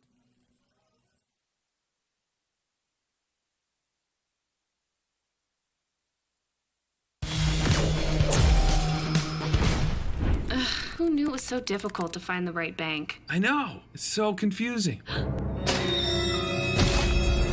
Checking out your banking options? Oh, sounds overwhelming. It's a cloud of uncertainty. Enough! With Banner Bank, it's easy to manage your finances, and help is here when you need it. Be gone, Cloud! Oh! Wait! Oh. Built for action, built for banking. Banner Bank.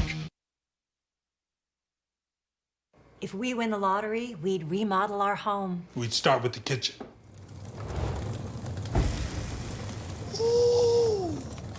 And out back is where the big trucks will go.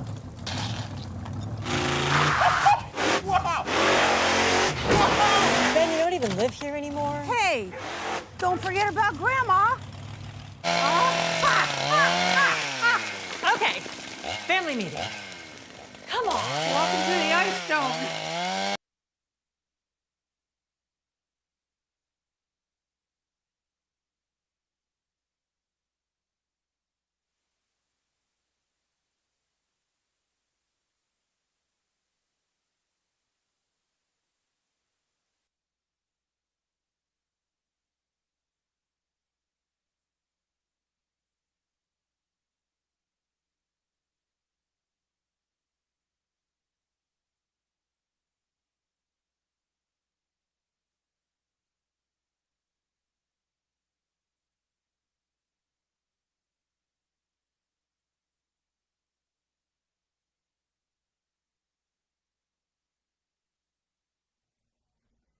Connor Cobalis starts ahead 1-0 to open up the bottom of the fourth inning as the Pippins will play from behind once again.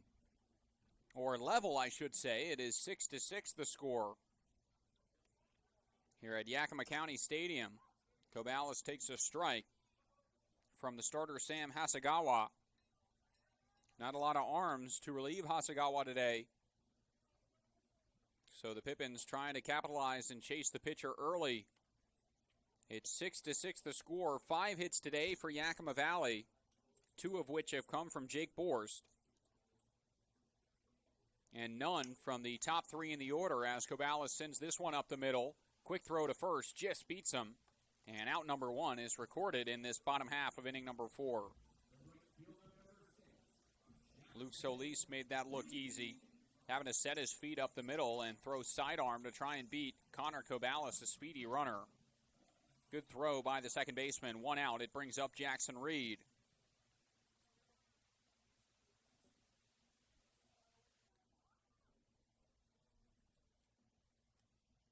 He starts ahead 1-0 and has walked twice today.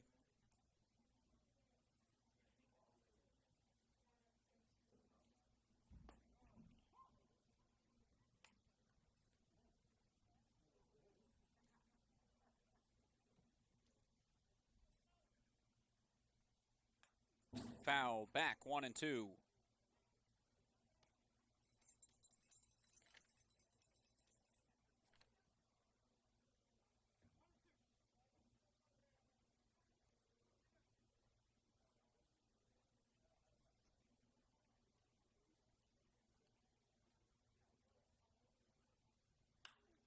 Reed, a high shot out towards center field, but it's right at Jake Steele.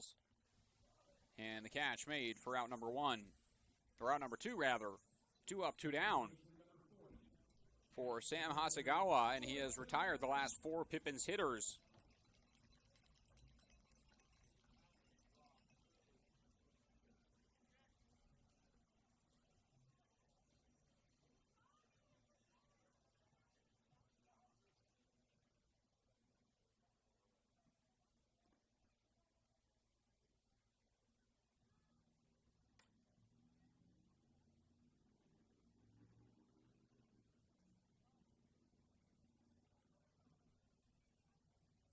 Sorensen turns around on this one to second, fielded cleanly by Solis, and a perfect inning for the man on the mound, Hasegawa. 3 up, 3 down, and we are tied at 6 as we head to inning number 5.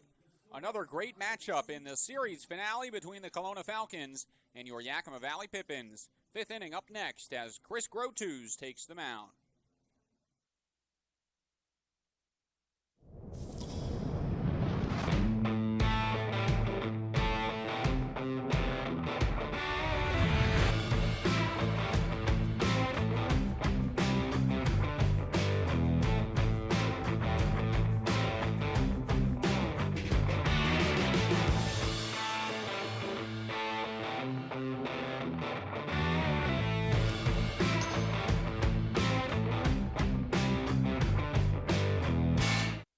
Office Solutions Northwest is excited to be the official office supplier of the Yakima Valley Pippins.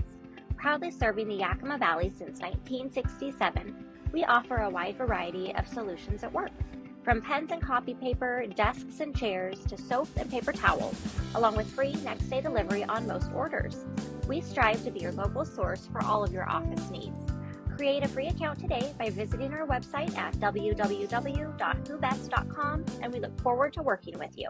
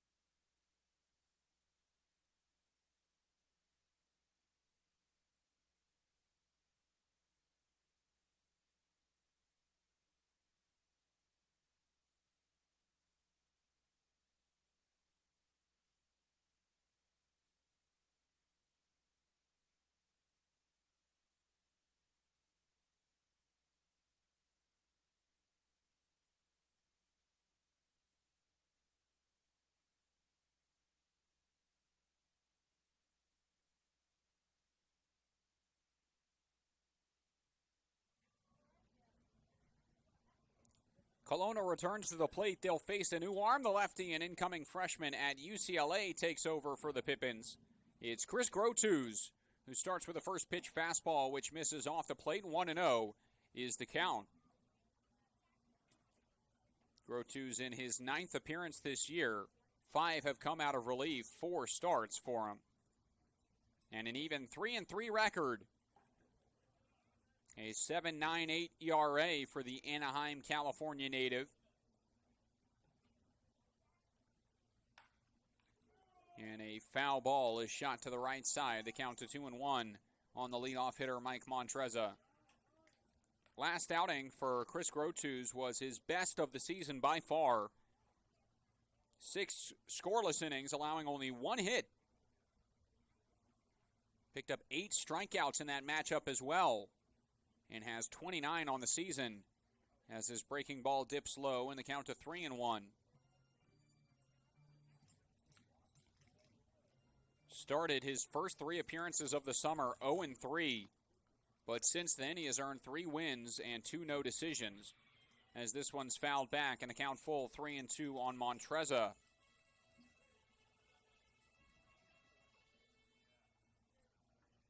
Out of Servite High School in California, the lefty's 3-2. Brings the fastball outside. Ball 4, and the runner will reach. Montreza has walked twice and singled, and he's aboard in this 5th as the leadoff man on for Matt Bond.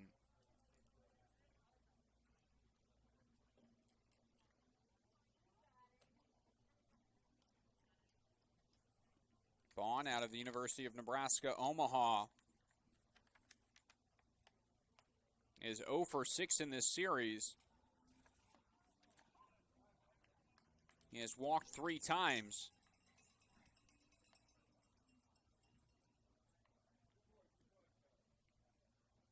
Oh for 2 tonight, a ground out and a strikeout on his line. And Grotus will bring an 0-1. He's a good pitcher in these situations because of that breaking ball. A pitch, when it's located well, is hard to elevate. And so a lot of balls beat into the ground, and double play opportunities for the Pippins as they try and get one here. 1-1. And a line drive shot is caught. Throw back to first. Double play. Smoked off the bat of Bond, but not much you can do. Montreza was heading towards second and is thrown out at first base by Connor Cobalis. 2 away.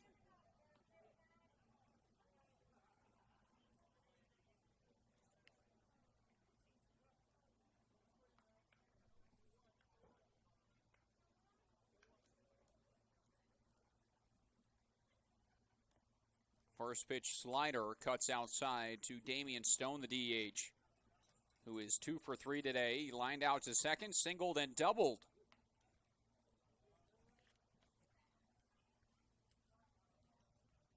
Halfway through the cycle. And there's ball 2.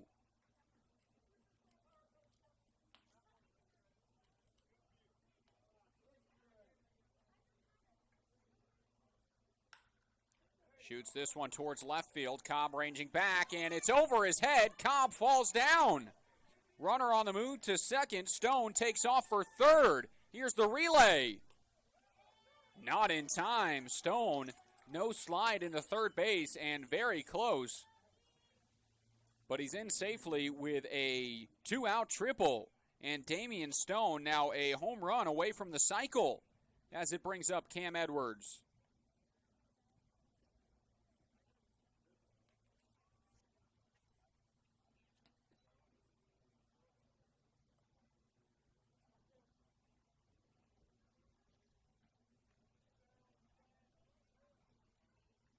Edwards 0 for 2 at the plate today, and he starts ahead in the count with a breaking ball inside.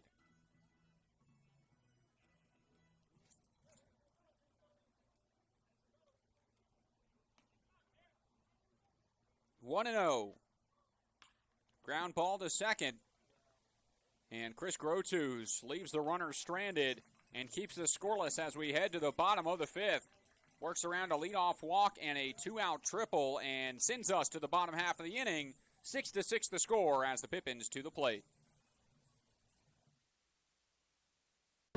Be an energy efficiency hero. Install high-efficiency natural gas equipment, and you can be just like Cascade's most energy-efficient player of the game. Match his ERA of $710. Put some runs on the board by upgrading your furnace, improving your home's insulation, and switching to a condensing tankless water heater. Cascade's bench is deep with both residential and commercial incentives. Check them out at our website or give us a call and be an energy efficiency player of the game.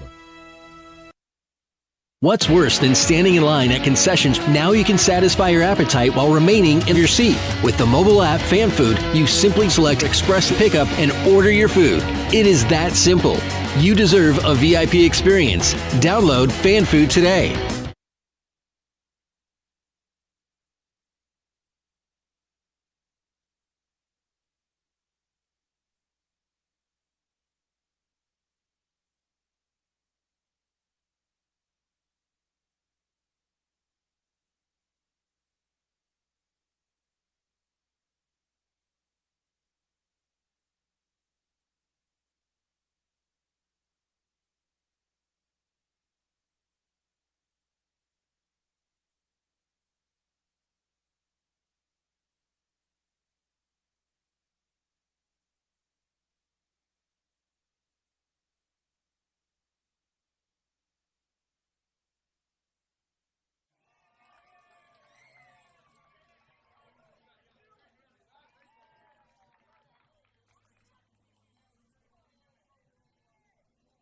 Henry Gargas leads off the bottom of the fifth inning. He's got 2 of the 6 runs scored batted in today on an RBI single in the first and a line-out sac fly in the third inning. The Yakima native out of Stanford University trying to start off this bottom of the fifth. High fly ball is into very shallow center. And the catch is made by Charlie Welch. It's the first out. And make that 6 in a row retired for the man on the mound, Hasegawa. And that rough third inning in which the Pippins plated 5 runs on 3 hits, 2 walks, and an error. But following that has retired those 6 batters in a row and will face Andrew Walters, who's 0 for 1 with a walk and a run. And he takes this one inside for a ball. Over the last 7 league games, or over the last 7 days, Andrew Walters batting .466 with 7 hits and 15 at bats. And he checks the swing. The appeal, he did not go. 2-0.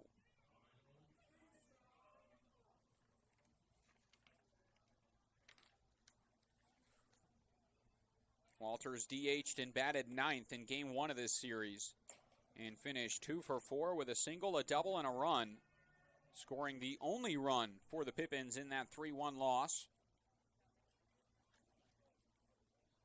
3-0. Ball 4 and a 1-out 4-pitch walk puts the go-ahead run on base for Owen Cobb.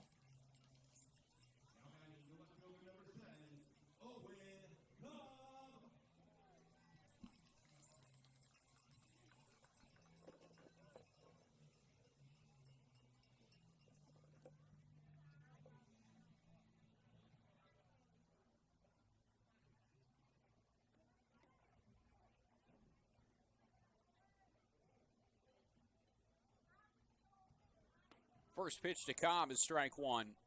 Left fielder is 1 for 2 today. An RBI single and a pair of stolen bases in that third inning. Also popped up to second, which was in the second.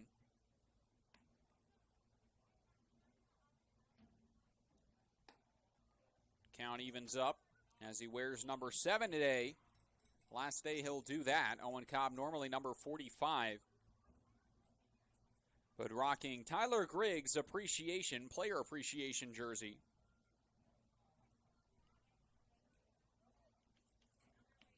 1-1. 2 balls and a strike. Owen Cobb played with the team from June 10th to 18th. But wrapped up his season, went home to get work in at his training facility before going back to Stanford. But decided to come back to the Pippins with the loss of a few position players, and now he pulls it down the line. It's fair and will skip off the wall. Runner will score all the way from first, and Owen Cobb, an RBI double, has given the Pippins the lead. It's 7-6.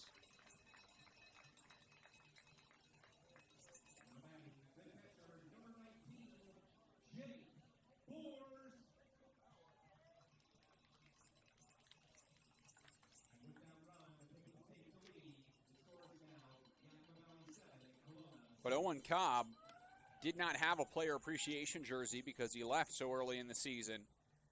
And with Tyler Griggs leaving just the other day before this series started, rocks the Tyler Griggs number 7, and he's been doing great in it.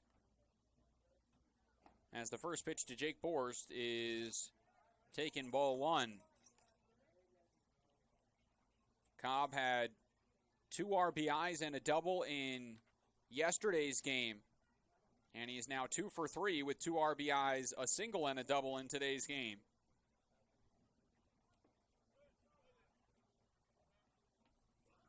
Now it's Jake Borst. That starts ahead 2-0.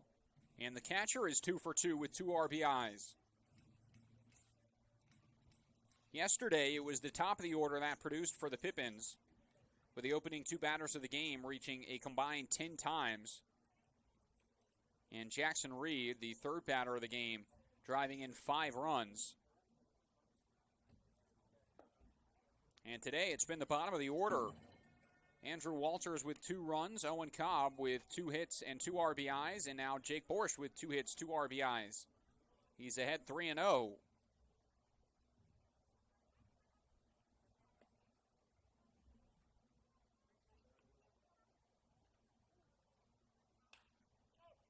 Pop up, shallow right. Out goes Solis. In comes the right fielder Edwards, and he makes the catch. No tag from Cobb. And it's out number 2. Pippins have retaken the lead in this bottom of the 5th inning. Another lead change. It brings up Spencer Marinko. He's 0 for 2 in today's effort. Finished 2 for 4 yesterday. 2 runs, including the solo homer.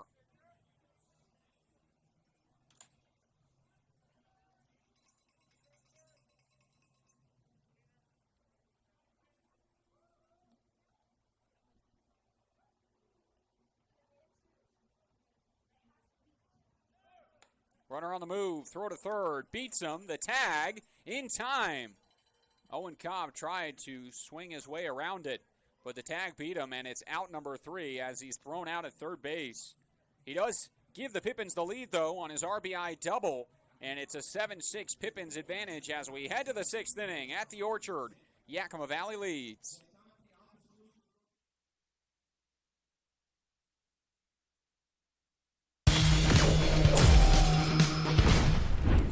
Who knew it was so difficult to find the right bank? I know. It's so confusing. Checking out your banking options? Oh, sounds overwhelming. It's a cloud of uncertainty. Enough! With Banner Bank, it's easy to manage your finances, and help is here when you need it. Be gone, Cloud! Oh! Wait! Ah!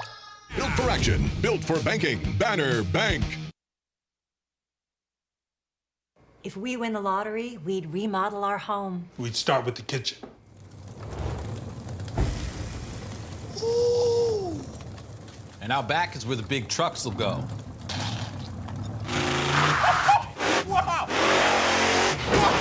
Ben, you don't even live here anymore? Hey, don't forget about Grandma. Okay, family meeting. Come on, welcome to the Ice Dome.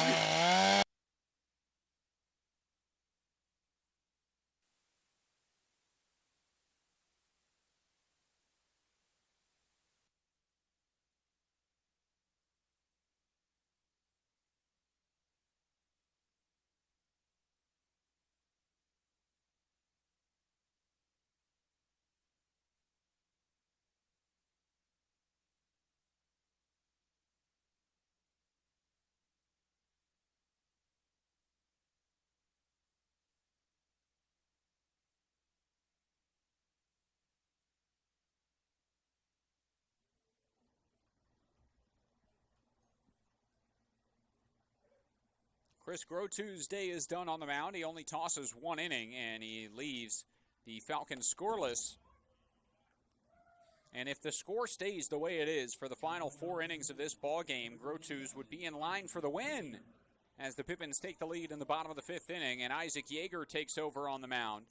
The right-hander out of Seattle and the University of Washington starts ahead 0-2 on Jake Steels, the center fielder who is 3 for 3 today with 3 RBIs, 2 runs, a stolen base, and a triple.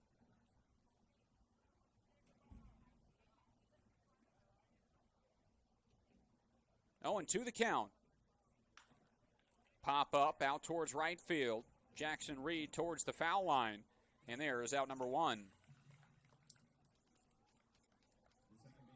First time today, Jake Steels has been retired. Between him and Damian Stone, they have 6 of the 9 Kelowna hits today. And it brings up Luke Solis, who has a hit of his own, an RBI double in the 4th. 2 RBIs in the run on his day. And he swings through the first pitch fastball, 0-1. Isaac Yeager in his 13th appearance with the Pippins this summer, 30.1 innings of work, 31 strikeouts to 16 walks this year, and a 2-2 record. 0-2.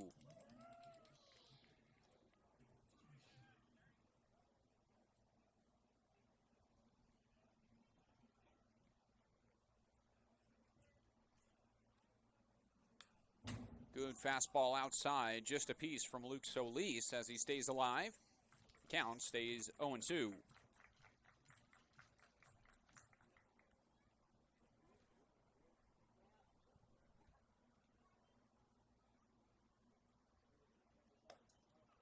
Off speed, off the plate.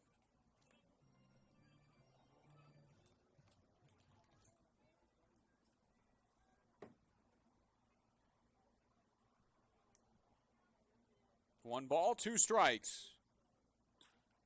Shot out towards short. Kobalis spins, fires, throw, in time. Great play up the middle from Connor Kobalis. It's out number 2.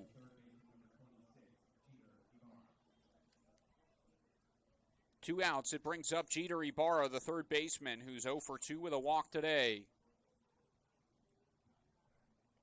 Yeager's last outing was July 20th against Nanaimo.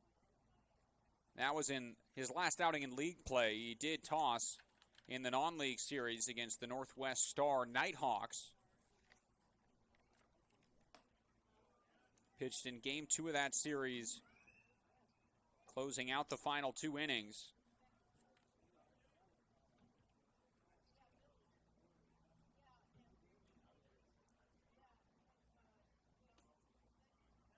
Two 2-0 as this one misses low, and it's a hitter's count for Jeter Ibarra. Another product of Ohlone Junior College, where he batted .444 in 51 games this season. Grounds this one to second, Marinko all over it, and it's out number 3. Isaac Yeager, a 3 up, 3 down, top of the 6th inning. The Pippins lead by 1 as we head to the bottom half of the 6th. 7-6 our score at the Orchard. The time is now to get started on your new career at Perry Tech. From AAS degrees in business technology and accounting and IT and communication systems to a fast 5-week professional truck driving program, acquire hands-on skills to help you reach your full potential. From financial aid to career services, the staff at Perry Tech are there to help you from start to finish. Take action today by calling Perry Tech 509-453-0374 or visit perrytech.edu. It's sky blue, barn red. Caught up in a country, the only way I wanna be. Somewhere where the road ends, out there where the creek bends, that's where you can find me. With them fields of gold and cotton rows that never end in the sky. And take it slow, easy road, man, that's life. Caught up in a country.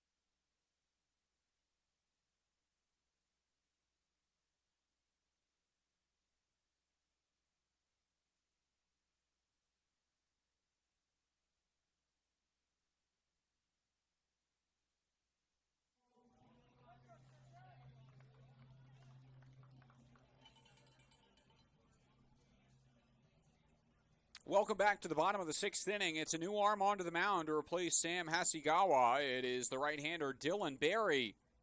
First pitch is shot out towards third. Ibarra stabs it, and his throw to first base is out, number 1.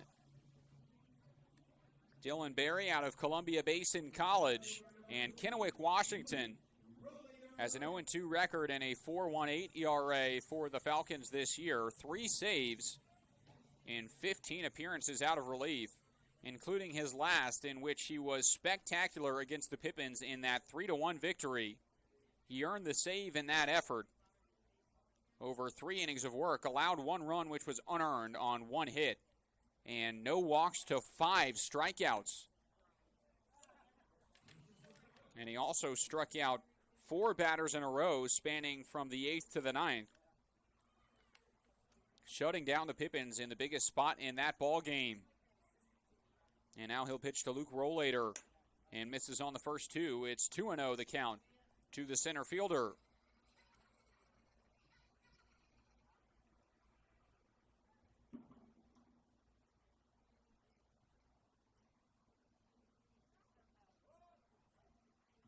Rollator takes this one high, 3 balls and no strikes.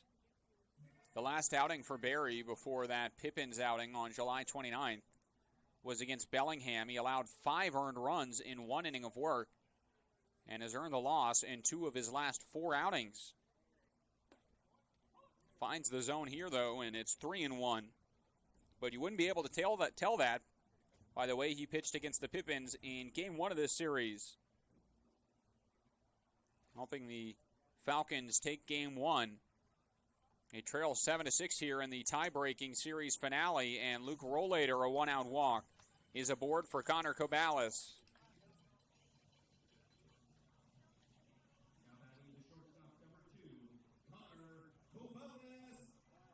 Cobalis hitless today, but he has walked, reached on an error, and scored twice.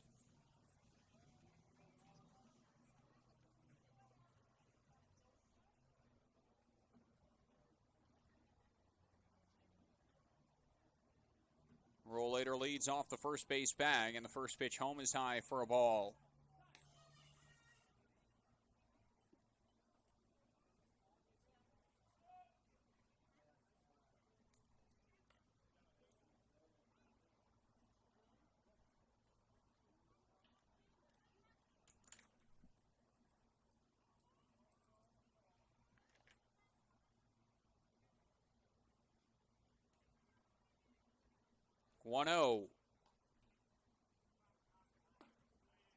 2 balls and no strikes.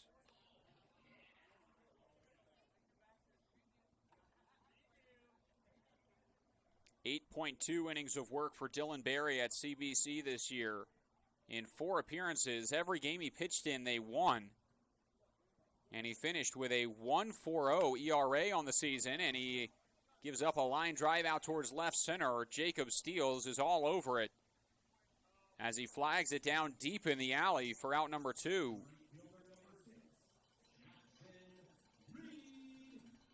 Center fielder went a long way to get to that ball. Hung up there in the air for a little bit. Kobalas has been spectacular for the Pippins this year. He is now 0 for 3 on the day, and Rollator remains on first base with 2 outs for Jackson Reed. First pitch to him is low for ball 1.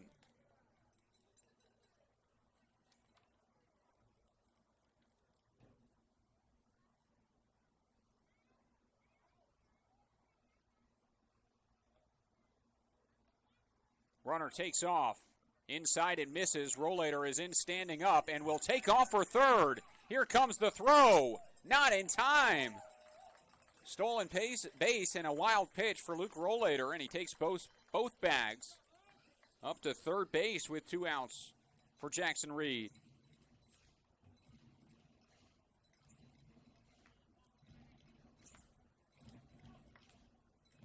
First wild pitch of the ball game by either side. 2-0. Heavy swing. Reed trying to send it over that right field fence like he did yesterday. Came up empty in the count to 2-1.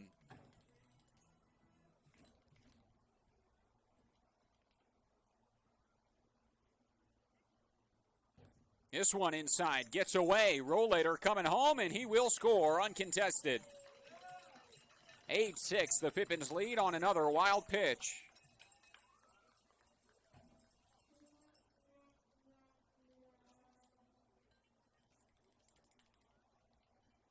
Good job generating a run for the Pippins. A 1-out walk, a stolen base, wild pitch moved Rollator to third, and then another wild pitch brought him home.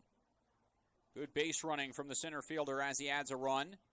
And now Jackson Reed will take his 3rd walk of the ball game as he gets the free pass to first base. You can see he still seems to be limping as he heads down to first. Took a foul ball off his shin in an earlier at bat, but has remained in the ball game. And Jackson Sorensen swings at the first pitch, skies it to center. And there's out number 3. Pippins add another on the walk, stolen base, and a pair of wild pitches. 8-6 the score. Inning number 7's up next.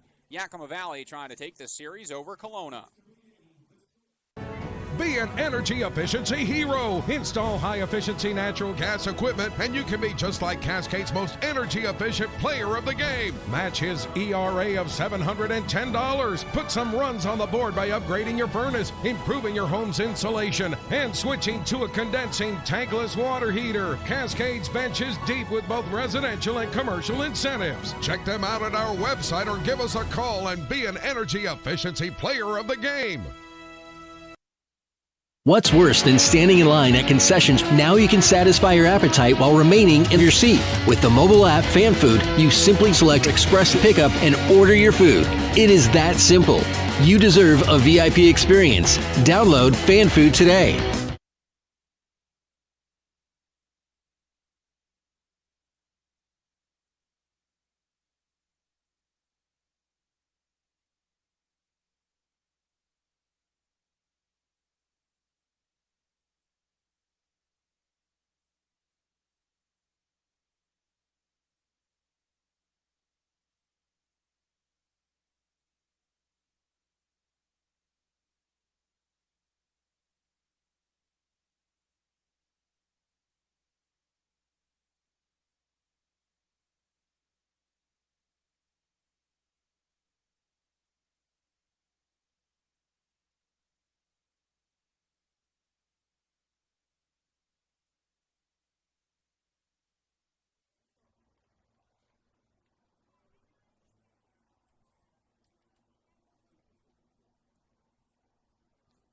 It's the 6, 7, 8 in the order, starting with Makana Olaso, who swings at the first pitch from Isaac Yeager. And he's out in front, 0-1 the count. Olaso 2 hits today, an RBI double in his last trip.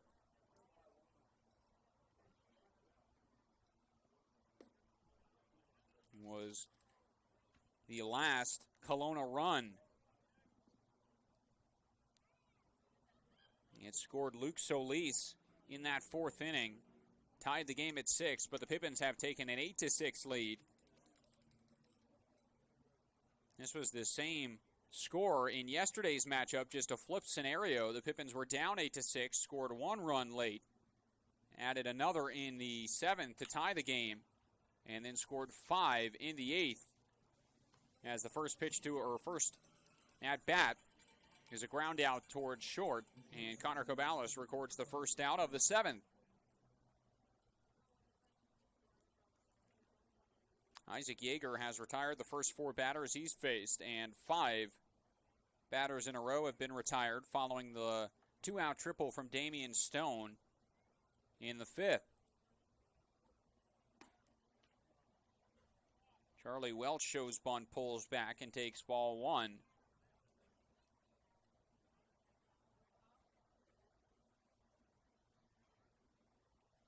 Welch coming from a baseball family. His brother, a redshirt freshman at UC Santa Barbara, and this fastball knocks him on the seat of his pants. That one was way up and in, and a dangerous pitch. Luckily, Welch out of the way, and it's 2-0.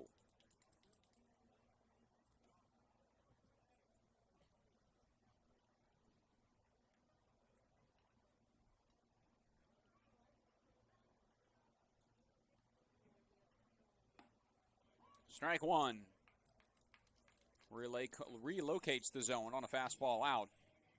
Welch has flown out, grounded out, and walked in today's ball game. The shortstop is 0 for 2. Takes a good fastball, and it's 3-1. Finished 0 for 4 with a walk yesterday, and 2 for 3 in game 1 of the series. 3-1. Fastball out, ball 4, and the first man will reach against Yeager.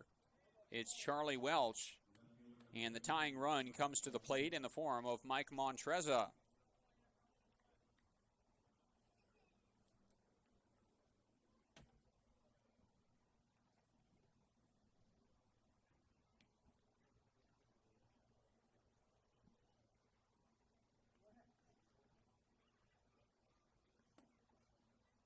Low and in, it's ball 1. Welch, no stolen bases on the series. Montreza had a double yesterday. He's 1 for 1 today, a walk or 2 walks and a single. And a fastball is off the plate as the runner scoots up to second on the stolen bag. Breaks up the double play, and now a 2-0 count, hitter's count. With a runner at second, and maybe a mix-up on that pitch as Jake Borst heads out to the mound. It was a fastball low and away, and that's not where Borst set up. And he had to strain to get to it.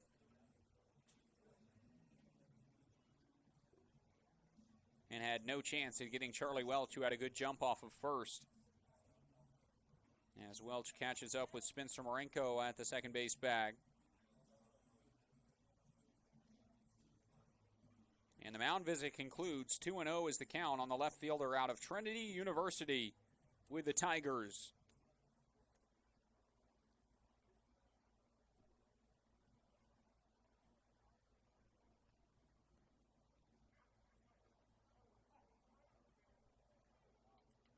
Two and 0. Off the plate for ball 3.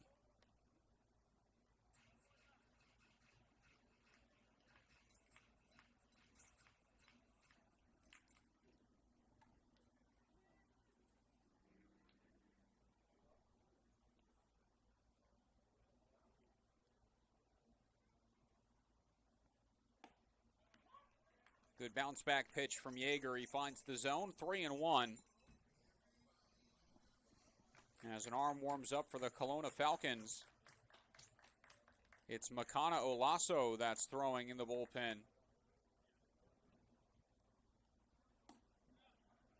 Fastball outer half, called ball 4. And 2 aboard after back-to-back one-out walks. It brings up catcher Matt Bond.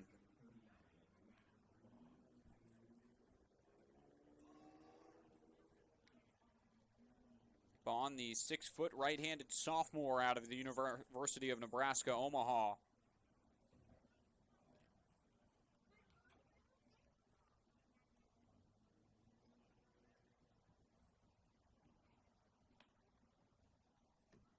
Will hit with a tying run aboard against Isaac Yeager, as the right-hander out of the University of Washington steps off and resets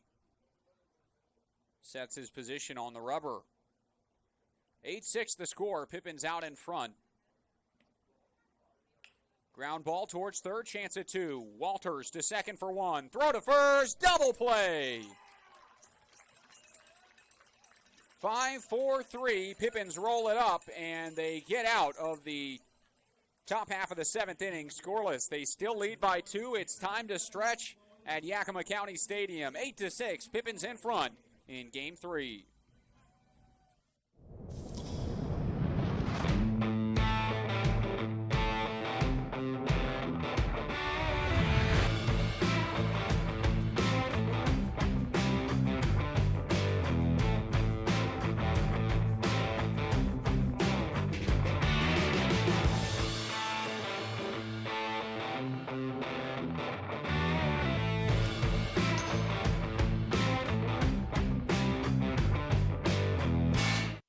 Office Solutions Northwest is excited to be the official office supplier of the Yakima Valley Pippins. Proudly serving the Yakima Valley since 1967, we offer a wide variety of solutions at work. From pens and copy paper, desks and chairs, to soap and paper towels, along with free next-day delivery on most orders. We strive to be your local source for all of your office needs.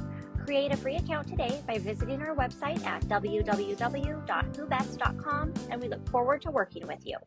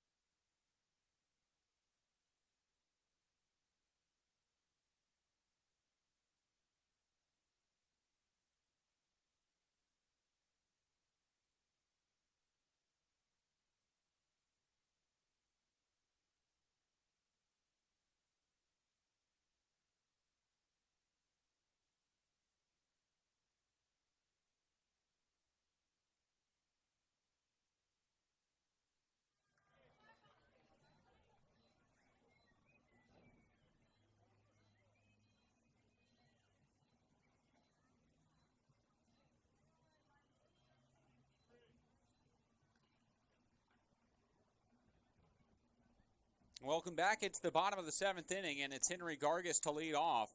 He's got 2 RBIs tonight on an RBI single, an RBI line-out sac fly, and a pop-up to short.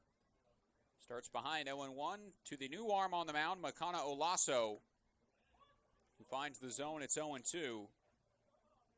Olaso, another position player on the mound, as Kelowna out of pitchers for this series. Hoping Olaso can go the final couple of innings here, as Henry Gargis picks up an easy base hit up the middle. And it's a leadoff man aboard. Second hit of the game for Gargis. It brings up Andrew Walters. This was the point of the game last night, where the Pippins broke things open. In a tie ball game, the Spencer Marinko home run made things 9-8. They would score 4 more against the outfielder Cam Edwards on the mound. And now it's Olaso out of San Jose State, who's a catcher with the Spartans, and is pitching here for Kelowna. Andrew Walters is 0 for 1 today, 2 walks, 2 runs. And he shoots this one out towards right, and it will drop in. Extra bases. Gargas on the move to third, gets the wave. He'll come home. Throw will come into third base. Walters dives in, and he's in safely. RBI triple for Andrew Walters. And the Pippins add to their lead. It's 9-6.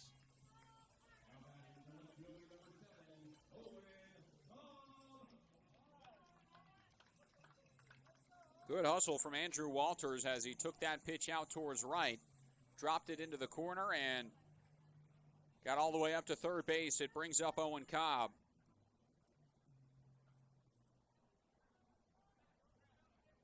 That is the third triple of the game between these two teams. That's a big shift played against Owen Cobb, and he'll take ball one.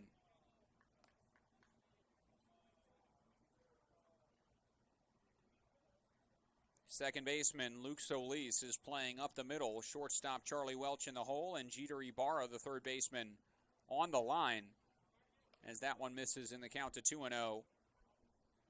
And the first baseman now Damian Stone, who plays first after moving from his DH role in a normal spot at first.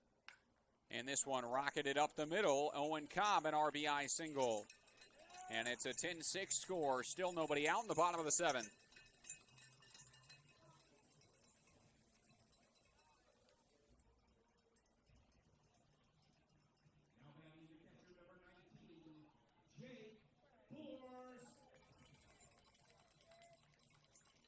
First three hitters in the inning reach on a single, triple, and single. And runner on the move here. Throw will go down to second, and Owen Cobb is in safely with his third stolen base of the outing.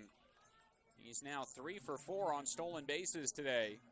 And the count starts 1-0 on Jake Borst.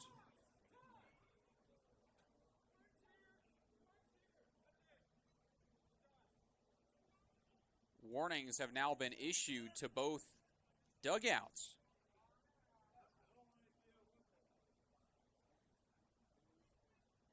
I don't know where that came from.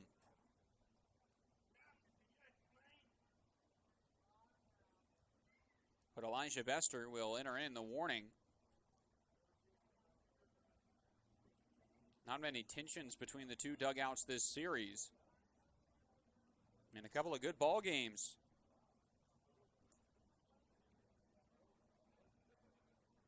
But something said that upset Nick Hudlow, the field umpire. And warnings issued, so now it's a 2-0 count to Jake Borst. As Makana Olaso tries to record the first out of this bottom of the seventh. 10-6, the Pippins lead. Ground ball up the middle. Diving is the second baseman. Good play. His throw is in time. What a play from Luke Solis on the other side of the bag.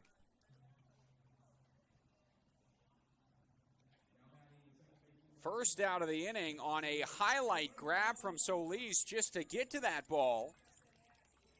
A shifted infield, dove on the other side of the second base bag, made the play and hopped to his feet to make the throw and beat Jake Borst. Well done. And one away in the bottom of the seventh. It brings up Spencer Marinko.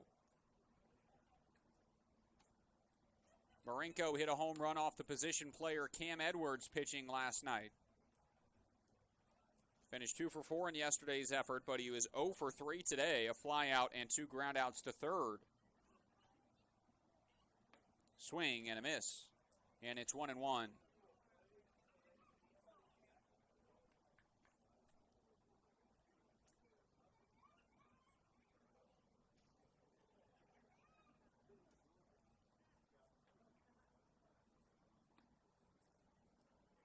Off speed, misses inside. 2-1 from Olaso. As the righty tries to relocate the zone against Marinko. Cobb leads off second. And this one's fouled back. It's 2-2.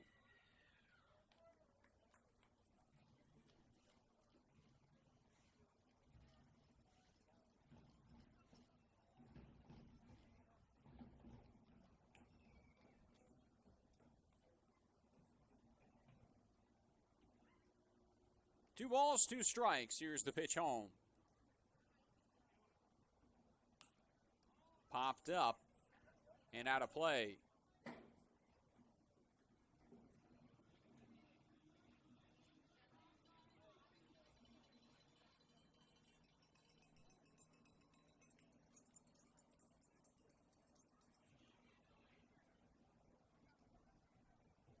Owen Cobb, 3 stolen bases in this effort.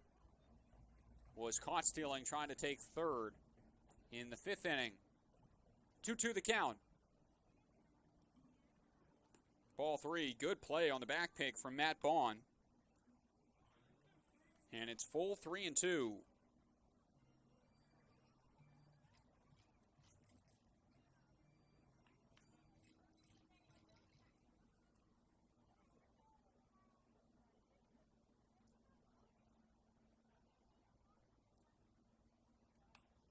Fouled back again from Marinko.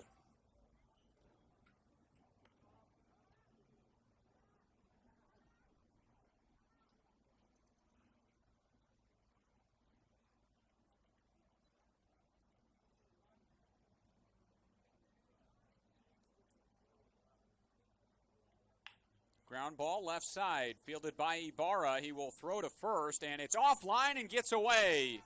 Cobb will round third and come home, and no throw. Up to second goes Marinko, and another run will score. The Pippins add to the lead.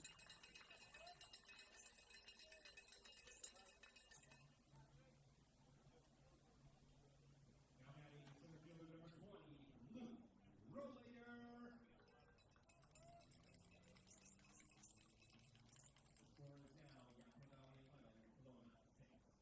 11th run of the game for the Pippins. As that will go as the second error for Jeter Ibarra today. And Marinko up to second base. This one shot up the middle, and it's Charlie Welch that bobbles it. His throw is not in time, and another error. Back-to-back errors. Runners on first and third now, still only one out, and Connor Cobales to the plate.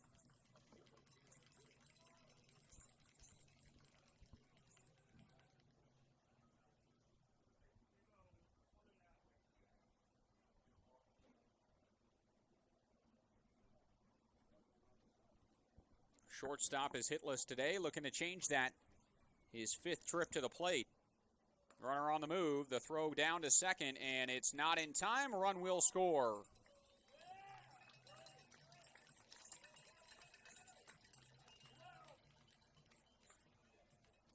Second stolen base for Luke Rollator today. And it's a 12-6 Pippins lead in this bottom of the 7th. 0-1. Ball and a strike.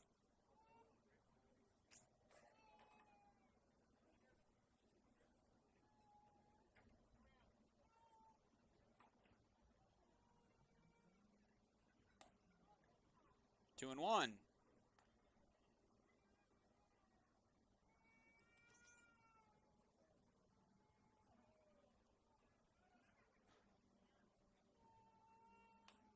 Foul ball back, and it's an even 2-2 count. Inning started with 3 straight hits, a single from Henry Gargis, a triple from Andrew Walters, and another single from Owen Cobb.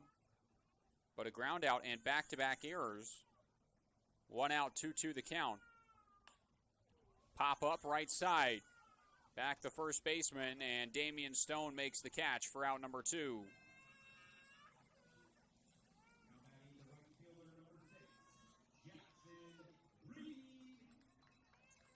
Jackson Reed to the plate with 2 away. The right fielder has walked 3 times and flown out to center.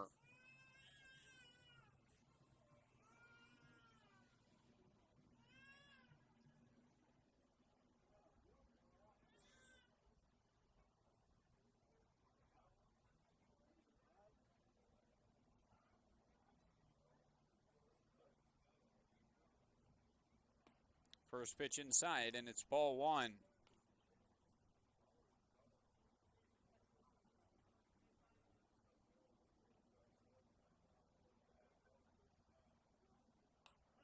Foul ball back. 1 ball and a strike.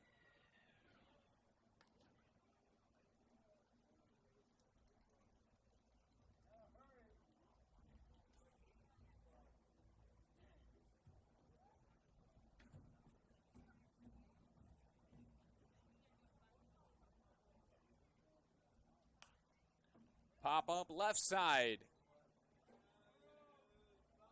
Drops foul. Again, a big shift, this time to the left side against Jackson Reed. So Mike Montrez, the left fielder, could not get to it, but that's a tough ball to get to regardless, as it drops in foul territory on the very edge next to the fence. And the count 1-2.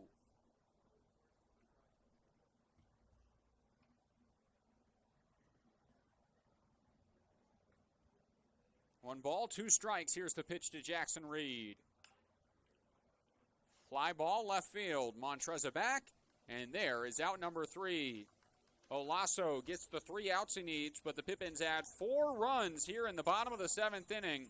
RBI triple from Andrew Walters, RBI single from Owen Cobb, and a pair of stolen bases. The Pippins lead this one by a score of 12-6. More baseball when we return. Saving has never been easier at Bi-Mart. In-store or online, we're delivering more value than ever to our members. From direct mailed savings books, to digital savings guides, to everyone's favorite Lucky Number Tuesday. Plus, we're adding new ways to save with Bi-Mart's Buy It Online, Pick It Up in-store, new web-only items, and the ability to shop Cascade Farm and Outdoor and pick it up at your Bi-Mart store. More value, more products, more ways to save. Bi-Mart members save more time and money every day.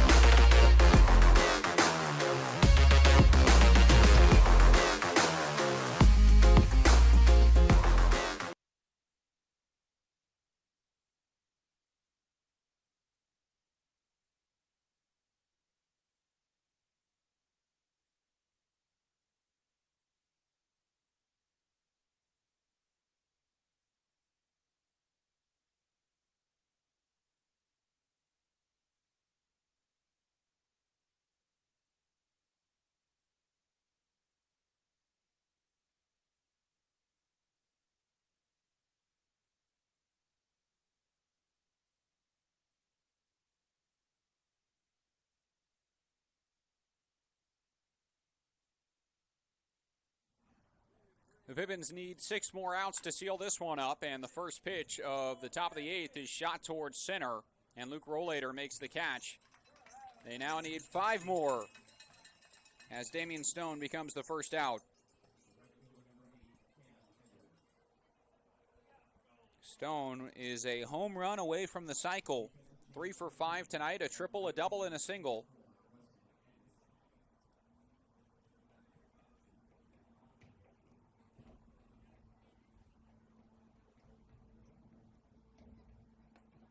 As this one misses off the plate for a ball.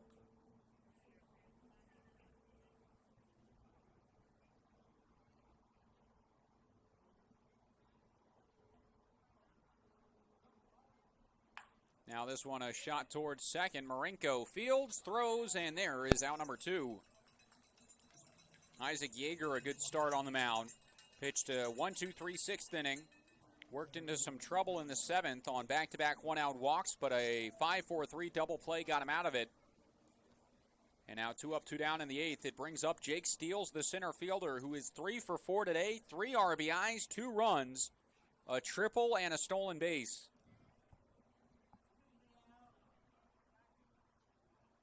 First pitch. Fastball just misses inside, and Steele starts ahead. Incoming Mustang at Cal Poly out of Allen Hancock College. Santa Maria, California native. Takes a strike, no, called the ball outside, 2-0.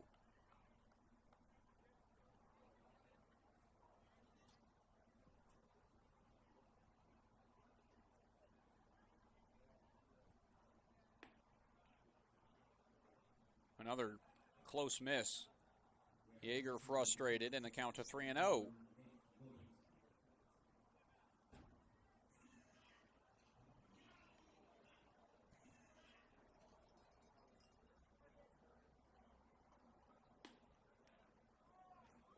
Yeager did not miss by much on any pitch in that at bat, but it's a 4-pitch walk. And Jake Steele's on base with 2 away, brings up Luke Solis. Second baseman has 2 RBIs, including an RBI double today. And now this one just off the plate. Elijah Bester not helping out Yeager at all. All right, he's got to earn those strikes. No strikeouts today for Yeager in his 2.2 innings of work.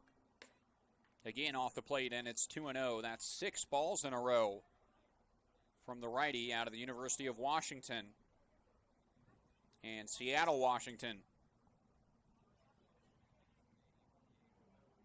2-0 the count. Fouled out of play into the seats, and it's 2-1.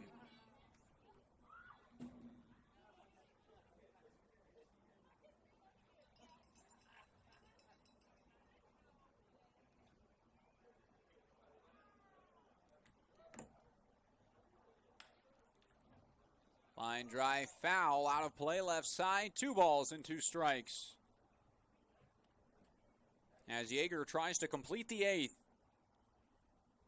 Pippins have their 4, 5, 6 due up in the bottom half. 2-2 the count. The righty comes set out of the stretch, looks to first, comes home. Ground ball foul once again. Warm Sunday evening here in Yakima. The Pippins excited and planning on enjoying an off day tomorrow before getting back to work against Wenatchee and the Apple Sox on Tuesday. Count is full 3-2, and Jake Steeles will get a head start at first. He's got 1 stolen base today.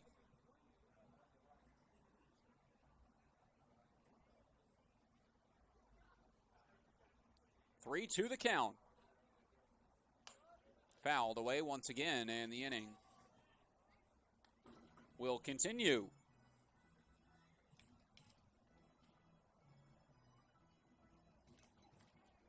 Sorensen, Henry Gargis, and Andrew Walters, the 3-2 up in the bottom of inning number 8. 3-2. Again fouled off.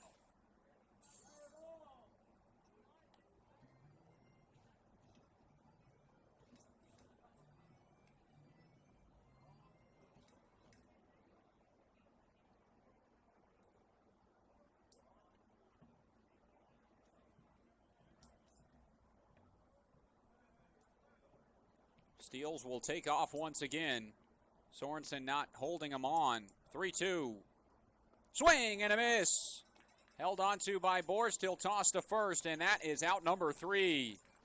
Isaac Yeager picks up the strikeout and sends us to the bottom of the 8th inning. Pippins lead by 6. 12-6 the score. Bottom of the 8th up next.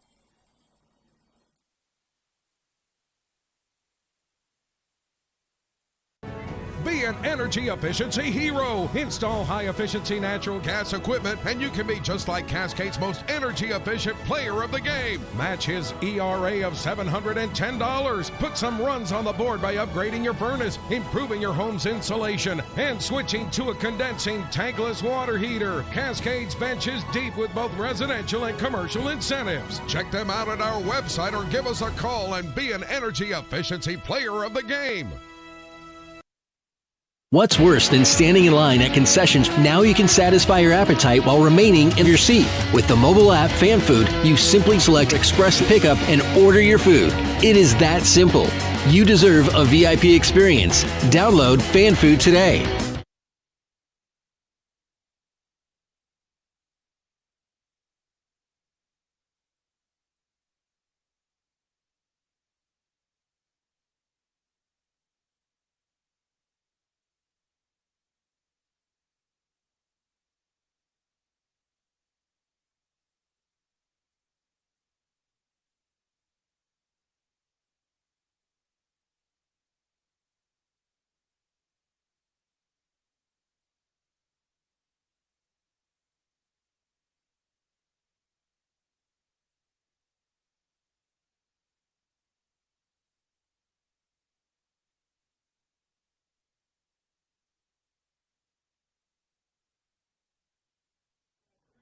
Makano Lasso is back out in the bottom of the 8th, trying to find 3 more outs and send us to the 9th. This game 2 and 3 of the series against Kelowna were both really, really good games. Back and forth, Kelowna taking an early lead. Pippins coming back. Today, it was the Pippins that started in front, and Kelowna coming back. But both games have been concluded and blown out of proportion because of the lack of a pitching staff for Kelowna. Out of arms here at the end of the season and on this U.S. road trip. 1-2 count. Jackson Sorensen takes the pitch inside, and it's 2 balls and 2 strikes from Olasso, who got the 3 outs he needed in the 7th. And he misses inside here, 3-2. But props to Makano Olasso. It's harder than it looks to find the strike zone consistently, and Olasso did just that in the 7th, and doing it so far here as he gets the foul ball from Sorensen and the count stays full. Did not walk a batter in the 7th. And now Sorensen, a high drive out towards right field. It sends Cam Edwards back, and on the track makes the catch for out number 1.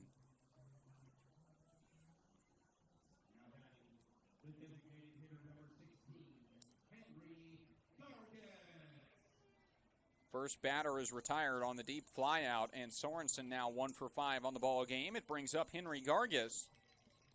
And Gargis is 2 for 3. He's got 2 RBIs, 2 singles, and a run. Takes a ball. Was the first batter to face Olasso in the 7th and started with a single up the middle. Pop up left side. Mike Montreza makes the catch, and 2 up, 2 down.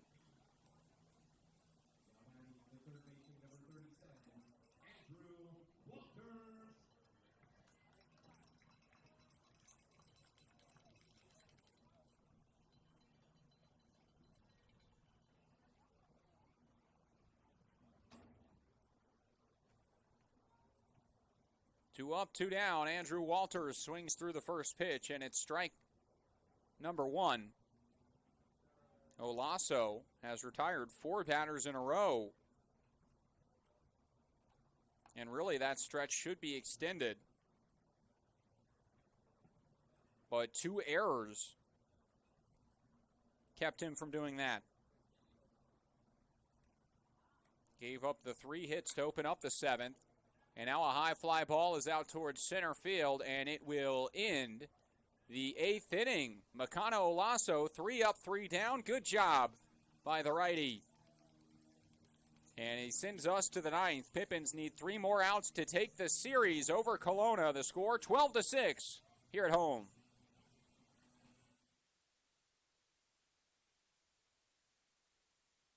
The time is now to get started on your new career at Perry Tech. From AAS degrees in business technology and accounting and IT and communication systems to a fast 5-week professional truck driving program, acquire hands-on skills to help you reach your full potential. From financial aid to career services, the staff at Perry Tech are there to help you from start to finish. Take action today by calling Perry Tech 509-453-0374 or visit perrytech.edu. It's sky blue, barn red. Caught up in a country,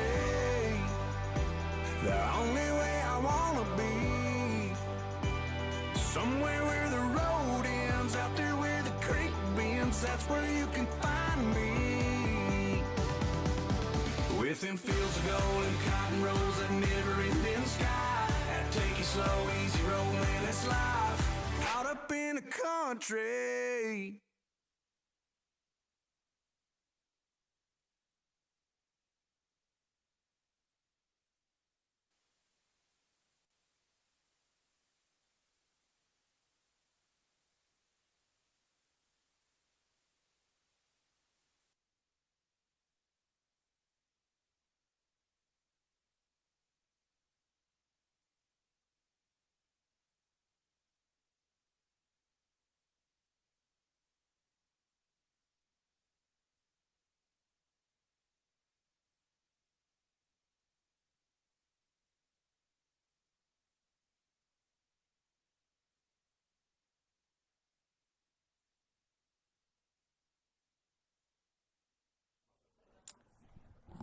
Welcome back.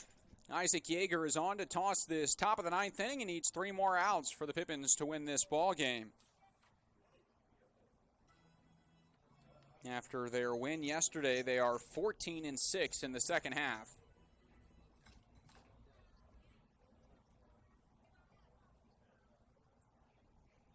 And again, trying to track down the Bend Elks.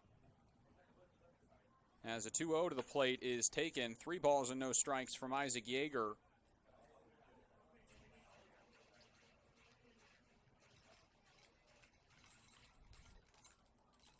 Yeager started in the 6th inning. He's gone 3 scoreless innings so far. And he finds the zone on the 3-0 to Jeter Ibarra for strike 1. The Portland Pickles lead the Bend Elks 4-1 in the top of the 7th. If both of those results hold, this Pippins win and a Bend loss, Yakima Valley to 2 games out of a playoff spot, as this one just misses to Ibarra and the leadoff man aboard on the walk. Meanwhile, Corvallis and Walla Walla scoreless in the top of the 4th inning. And if Walla Walla can pull off an upset, the Pippins are to 1.5 games out of first place in the South Division.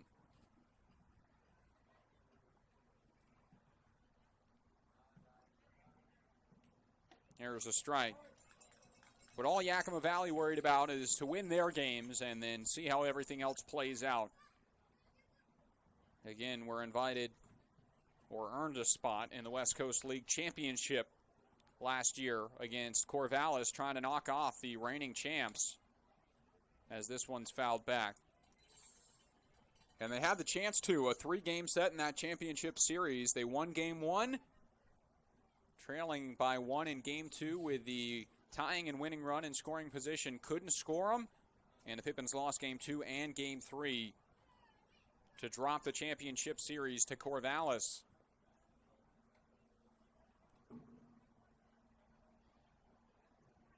No balls and 2 strikes to Makana Olaso at the plate. First baseman, now pitcher. We'll see an 0-2. Foul it out of play.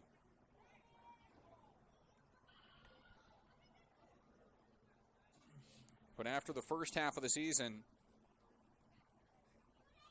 everyone kind of surprised with how the second half has played out for the Pippins. A win today would be the 15th second half win. And a swing and a miss is a strikeout for out number 1 in this 9th.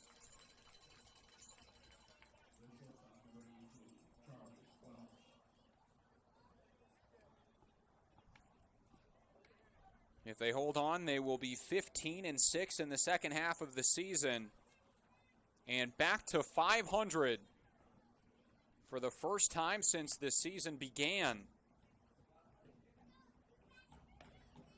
That is a remarkable effort. After the Pippins struggles to open up the season, they were 11 games under 500 twice in that first half. And a win today, and they'll be 24-24. Line drive back up the middle. Diving catch at second. What a play by Spencer Marinko. And it's out number 2.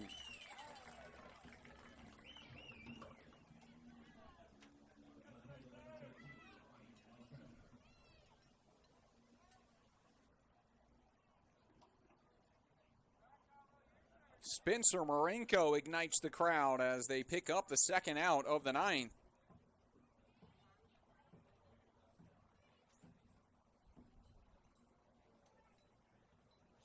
Two away. First pitch from Yeager home is to Mike Montreza for ball 1. The left fielder has reached in all 4 plate appearances on 3 walks and a single.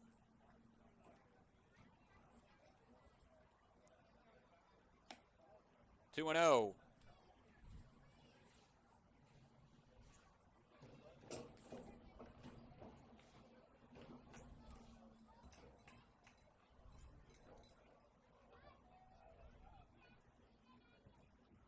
Ground ball to short. Corvallis to second, and the Pippins take the series.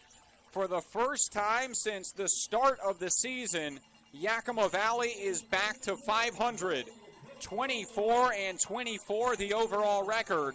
They have now 15 wins in the second half of the season, and they move one game closer to a playoff spot in the 2022 West Coast League season. Yakima Valley takes the series over Kelowna with this 12-6 victory. The win goes to Chris Grotus, who came in for an inning and exited with a lead. And the Pippins have a 12-6 victory and a 2-1 series win. They keep rolling an off day tomorrow, and then they will take on the Wenatchee Apple Sox for a 3-game set back here at home starting on Tuesday. And it's the final 6 games of the season, and the Pippins down to the wire trying to clinch a postseason berth. Thanks, everybody, for tuning in and listening to the broadcast today. For everyone involved in the production tonight, I'm Zach McKinstry, and we will see you back here at the Orchard on Tuesday as the Pippins keep trying to win games.